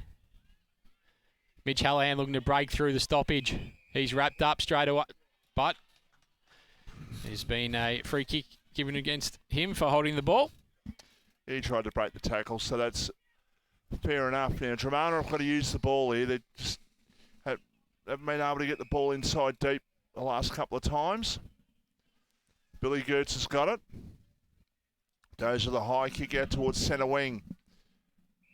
No mark taken. In fact, that is a free kick for over the shoulder, and the advantage is paid.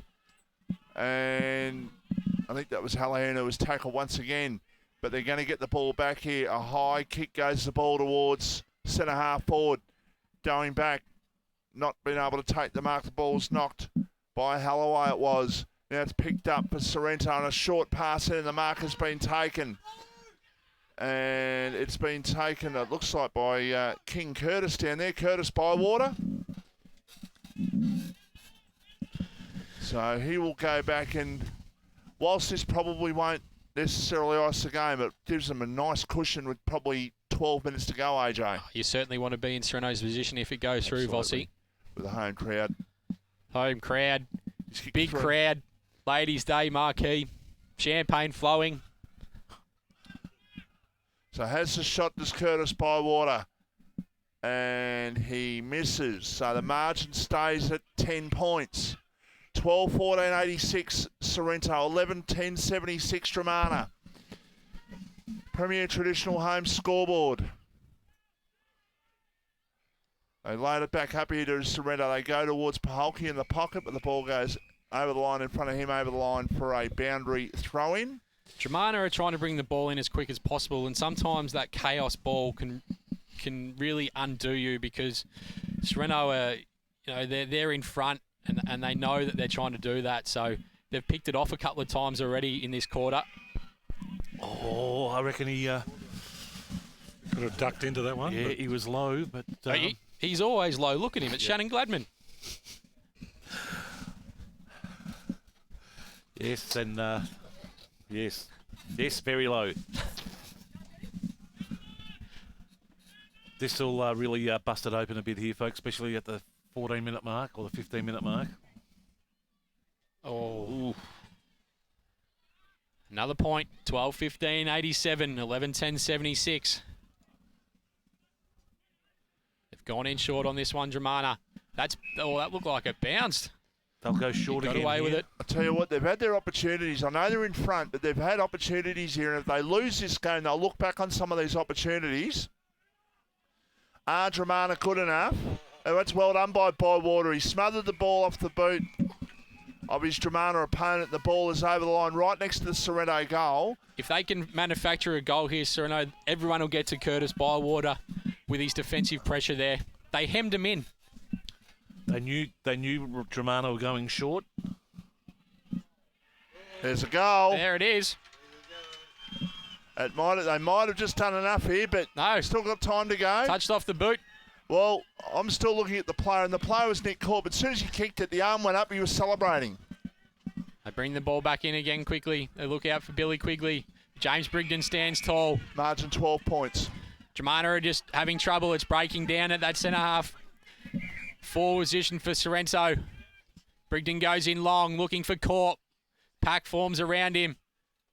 Didn't want to let the ball out, but he has. Dromana can go here. They're out. But Miles Polke comes over.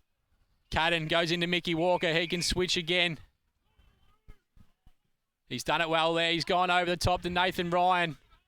Sorrento just look like they're in control at the moment here. Nathan Ryan goes in looking for Bywater. Off the pack, Hallahan on his left.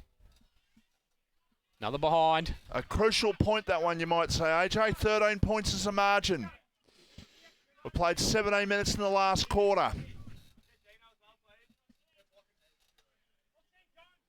Dromana have kicked 1 this quarter. Sorrento have kicked 2. So only the 3 goals scored. So maybe a 25-minute quarter is in prospect at the moment. So we've got about 7 minutes to go in this game, by my reckoning, for what that's worth at the moment. Kick for Dromana down towards half forward.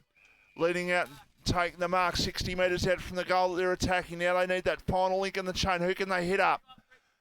There's a kick towards the forward pocket, looking there for Josh Gertz. The ball beats him over the line for a boundary thrown right next to the Dromana goal. Margin is 13 points. Dromana have got to find a goal here. We're just about to hit time on. We're 2 minutes away from time on. Can they manage to get something here? Hand pass over the top. Still an opportunity for them to load up, but a good tackle applied there by Hallahan. It was now a chance for Sorrento to clear, and they will. Down the line goes the kick towards half forward. And seeing the ball over on that occasion was a player in, I think it was Mark Azani, over the line for a boundary throw-in. We're 19 minutes into the last quarter. It's a 13-point margin to Sorrento. They're playing like winners at the moment, AJ, but they have wasted opportunities. Yeah, they have, but they've stood up tall in this last quarter. The bigger bodies, Paholke, Hallahan, they've stood up around the contest. Shannon Gladman. They've just rebounded everything from their defensive half. They've stuck every tackle, and they've really hemmed Dromana in. Dromana have found it really hard to get past that centre half back area. Ball thrown up. We'll get another stoppage. 19 minutes gone. 13-point margin here to Sorrento, the home side. Crow doing the ruck work. Ball bounces in. He's found Corp. He handballs it off. They've found Parker. Another hands to Mitch Hallahan. Hands over to Dobrowolski. But there's a goalkeeper on the line. Just couldn't get the height. Disappointing result. The clock's starting to become a factor here, guys. He's followed up his work, though. Parker, Paholke goes high, long, looking for his brother in Lee. That's a great mark from Lee Paholke. He's stood up right in front of the crowd, what he does best. In front of where, sorry? Right in front of the ladies. Marquee, Vossi. You wait and hear the roar if this goes through. Champagne will be going everywhere. Yeah, so Lee's their favourite player. He'll be signing a few items later on, will he, Lee? He's a coach. He does what he wants. He's a crowd player. We know that. He loves where the crowd. Where would you rather kick from if this goes through, Vossi? He'll run over to celebrate with him, you would think. He's in the right forward pocket. He has the shot. He misses. Oof. But what Suss said about a minute ago is right. Time is the enemy of Dromana. It's 14 points. It's only 14 points, but we're 20 and a half minutes into the last quarter, and there has only been 3 goals scored in this last quarter. So you'd have to say that Sorrento are probably going to win this game because Dromana can't find a way of getting the ball down there and getting a target. Billy Quigley kicked 3 in the first quarter, hasn't kicked a goal since then. The trouble is, though, they needed Billy Quigley around the ball in this quarter. They've forced Dromana to go out wide here. And Sorrento are going to get another crack at it. I'll throw it in right in front of the crowd here, in front of the club rooms. Yeah, I think I'll go as far to say that I think this game is over. Never ride off Dromana, Vossi. Yeah, I reckon you're looking at about 4 minutes, AJ, if that. I reckon about 25 minutes to this last quarter. I don't think it's going to be a hugely long one, and I reckon Sorrento have got this game. Mitch Hallahan through the stoppage. He goes on the left looking for it. A teammate in Bywater. He gets around over to that player in Dabrowski. Has an airy. But there's players out everywhere for Sorrento here. Ball gets to Burns. Back to Parker. He handballs it back to Burns. He goes with the check side, but he hits the wrong part of the ball, and it's fallen right to Nick Corp. This is not a certainty, folks.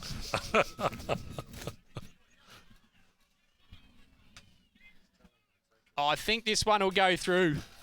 Sus.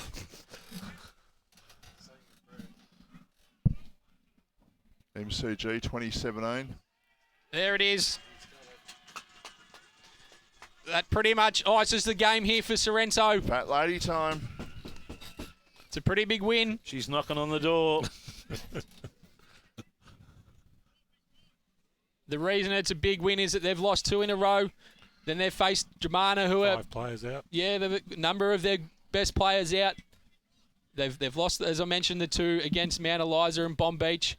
They were easily beaten, but then they've come and stood up against Dromana, who are second. They've had their lead supporter tip against them. Yeah. Reverse psychology, though, I told you.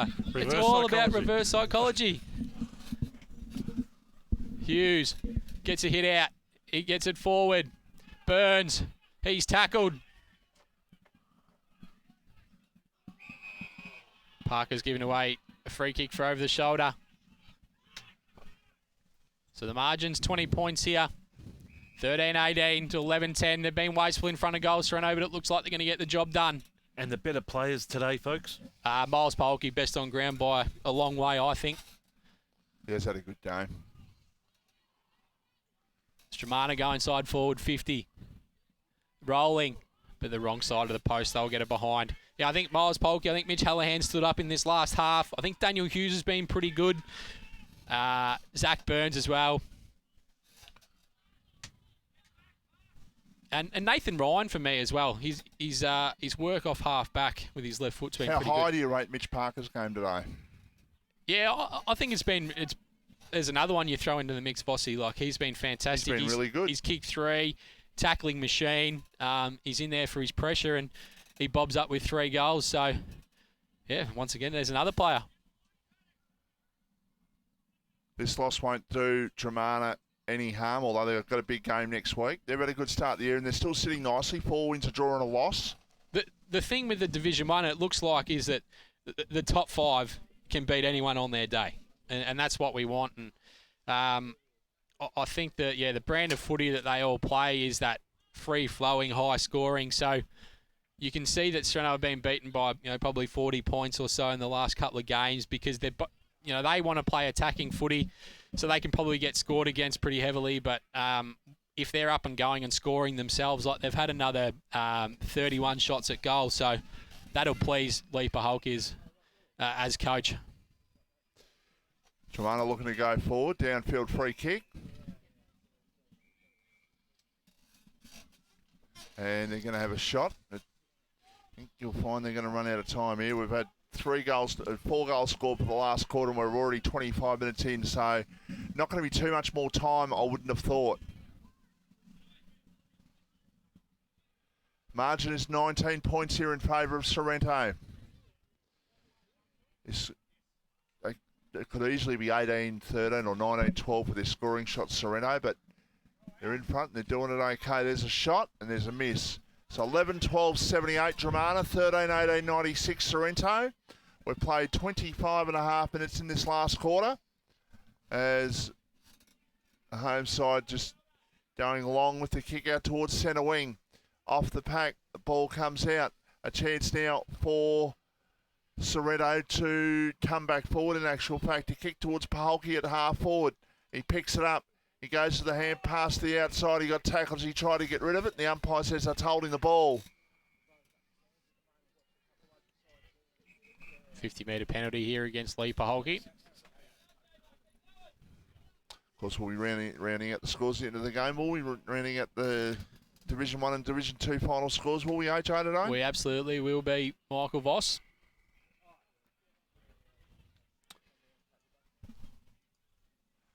So the margin is 18 points. And Frankston Bombers have beaten Red Hill, by the way. There you go. So the Bombers are... Well, they get one back. I picked the Bombers. And there's the siren. Tell you what, wasn't too far. 26 minutes that quarter went. That's a big win for Sorrento at home here. Very important win, that one. Could have been 3 losses in a row. They've bounced back, and they'll sing this loud and proud tonight. Don't worry about that. The winners this afternoon are Sorrento by 18 points. We'll take a break and come back and wrap things up here from the McFarlane Reserve on RPPFM.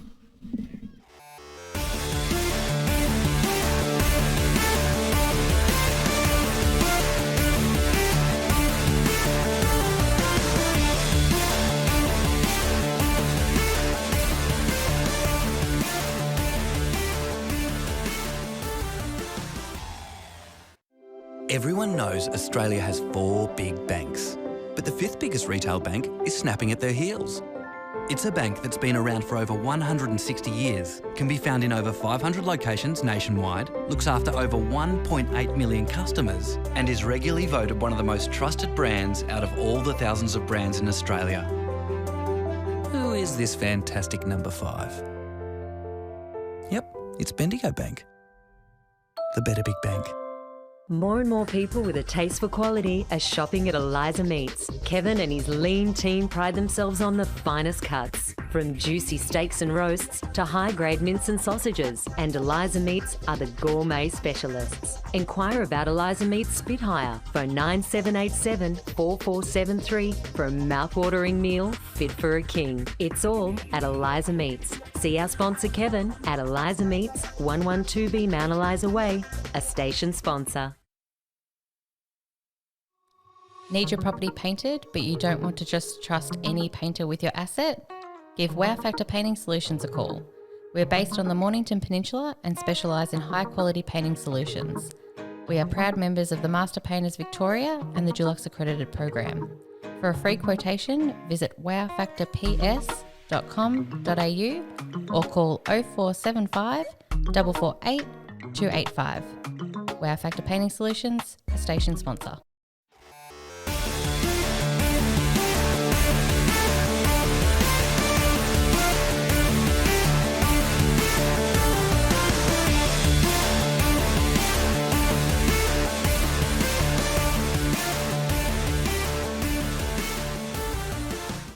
And welcome back to David McFarlane Reserve here in Sorrento, full time in our Battery World of Mornington match of the day. Sorrento running out winners 13-18-96 over Dromana 11-12-78. AJ's dashed off to get our Jones Lupino man of the match. Vossi, who is today? Miles Paholke. Miles Paholke.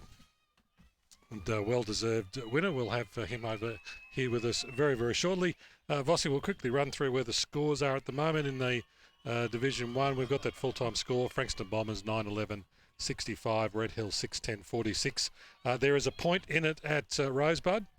Pines up by a point. Must be very close to full-time there. And the other game, Mount Eliza 2018-138 over Edie Asp 7-8-50. Must be close to full-time there. In Division 2, we can tell you that full-time at Devon Meadows, Langwarren 13-14-92, Devon Meadows 4-8-32. Into the fourth quarter, Karingal well in front, 14-12-96 over Hastings 7-10-52. Full-time at Chelsea 9-19-73. Vossi, you won't like that one. Tyab 5-9-39. Into the fourth quarter at Mornington, Somerville 17-12-114, Mornington 7-7-49. Pearcedale 12-11-83 over Crib Point 6-7-43. That was a three-quarter time score, and very close to full-time up the road at Rye. Seaford 24-15-159. Have had a field day over Rye 10-8-68. And just quickly in the AFL, time on in the final quarter. Hawthorn up by 20. Hawthorn down by 20 points. Richmond in front there, and it's into the fourth quarter. Port Adelaide have a 51-point lead over the hapless North Melbourne side. Yeah, but just running through the major goal scorers on the day for both sides. Lee Paholke kicked 3 goals. Mitch Parker kicked 3, as did Curtis Bywater. And for Dromana, 3 goals to Billy Quigley and 3 goals to Billy Gertz and 2 goals to Jordan Andrews in their win this afternoon. Just waiting for AJ to reappear, and he should have Miles Paholke with him when he... he has reappeared. He just haven't Miles with him yet. There we go. Yeah, snuck back in there, AJ. Boys, Miles is going to go and sing the song, going to be over in a minute, but they were very pumped over there with that win. The ladies are very pumped over there too. They were. Champagne will be flowing over there? Absolutely. Only the top shelf stuff down here, Vossi. Champagne's always flowing in Sorrento, isn't it? Did you pay for a ticket for your wife to go in there? No, she's at work. No. She's not the biggest of football fans. Oh, no. Well, I'm sure she'd like to spend it over with the girls, wouldn't she? Oh, yeah. She'd probably be more happy being with the young one, I reckon. She loves that sort of stuff. Be chasing the young fella around. Pines are 2 points up now over Rosebud in that game at Rosebud. We're going to take the young fella out for dinner tonight. He'll have some chicken nuggets. Nothing wrong with chicken nuggets either for dinner, I tell you. So. No, absolutely not. It was a very close game up until the breakout there by Sorrento towards the end, Bossy. Look, it was a good game all day. Sorrento obviously had more opportunities and could have put some major scoreboard pressure on. Had they lost that game, it would have been their goal kicking that cost it for them. But their defence held up strong when they needed to in that last quarter. They held up when they needed to, and Dromana weren't able to score when they needed to. And hence we've got a result of an 18-point margin to Sorrento. Just waiting for our man of the match to appear. We might take a break and we'll come back with more here from Sorrento in just a moment. This is the RPPFM footy coverage. Here at Bridgestone Select, it's our job to keep you moving with the right advice. A great range of products and service you can count on. So when it comes to tyres, when it comes to auto care, Come to Bridgestone Select for service that moves you. The upgrade of Nat's track in Frankston has been formally launched in honour of its namesake, the late student Natalie Russell. Natalie's parents, family members and State Upper House MP David Limbrick, who was Natalie's boyfriend at the time of her passing, joined Mayor Nathan Conroy for the launch. 17 doves were released in honour of Natalie, who was murdered in 1993 on her way home from school. Mr Limbrick said the revitalisation of the track meant Natalie will never be forgotten. For more on this story and for all of this week's news, just click the link.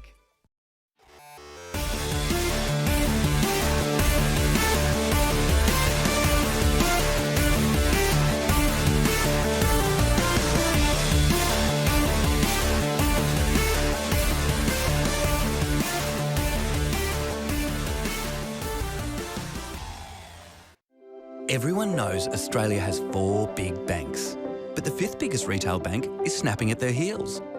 It's a bank that's been around for over 160 years, can be found in over 500 locations nationwide, looks after over 1.8 million customers, and is regularly voted one of the most trusted brands out of all the thousands of brands in Australia. Who is this fantastic number 5? Yep, it's Bendigo Bank. The better big bank. More and more people with a taste for quality are shopping at Eliza Meats. Kevin and his lean team pride themselves on the finest cuts, from juicy steaks and roasts to high-grade mince and sausages. And Eliza Meats are the gourmet specialists. Inquire about Eliza Meats Spit Hire. Phone 9787 4473 for a mouth-watering meal fit for a king. It's all at Eliza Meats. See our sponsor Kevin at Eliza Meats, 112B Mount Eliza Way, a station sponsor. Need your property painted, but you don't want to just trust any painter with your asset? Give Wow Factor Painting Solutions a call. We're based on the Mornington Peninsula and specialise in high-quality painting solutions. We are proud members of the Master Painters Victoria and the Dulux Accredited Program. For a free quotation, visit wowfactorps.com.au or call 0475 448 285. Wow Factor Painting Solutions, a station sponsor. Battery World now open in Mornington. We know batteries. We know our 75 D23Ls from our DIN 65 LHs. And we know which is best for you. We have the range and a spark no one else can match, because we live and breathe batteries. Those beautiful boxes and cylinders that power our lives and our passions. That's why we're the batteryologists. We're Battery World. Battery World Shop 1, 43 Mornington Tyre Road, Mornington.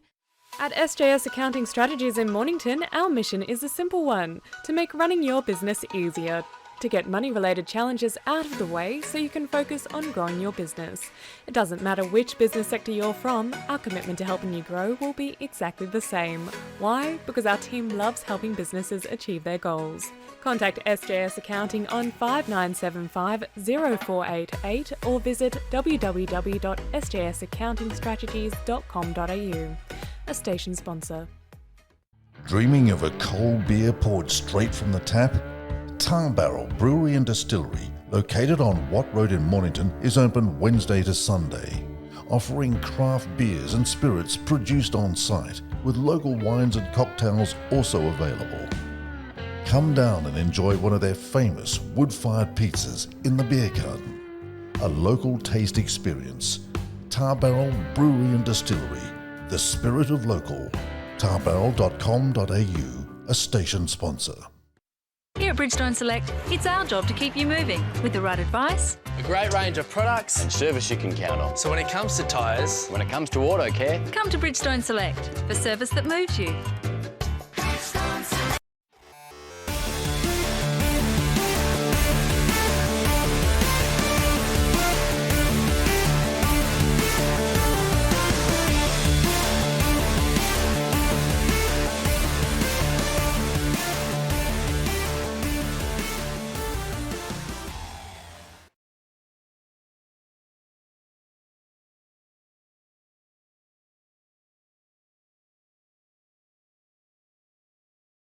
Sorrento, in the end, were probably, after that sort of 15-minute period at the start, they looked to have most of control, and then Dromana would have to always fight back, and then in the end they kicked away. Yeah, look, they were deserving winners in the end. When Dromana needed a goal, they couldn't score it in the last quarter. Sorrento managed to get a couple out the back through Leaper Holke, which turned what was an arm wrestle into a, well, I won't say a comfortable win, but it was made more comfortable on the scoreboard. 18-point win, got Sorrento back on the winning list, and Dromana's first loss for the season. And both sides have had a couple of key players out, but when you look at the talent that come back into the Sorrento side, they're going to contend, and they had 2 poor losses in a row, but then you'll get a few more people into the side, and they'll probably, like we said, they'll be there when the whips are cracking, and same as Dromana. They didn't disappoint. That's the thing. It was a great contest in the end. Look, it was a good game, and we will be back here next week for the Toe Punch Shield game, which is Sorrento versus Frankston YCW. Should be a cracker every game, that one. What did Sorrento, 5 players out of their side today? Yeah, they certainly did. And we'll be back down here at Sorrento next week for the Toe Punch Shield. All the best, and we'll see you next week.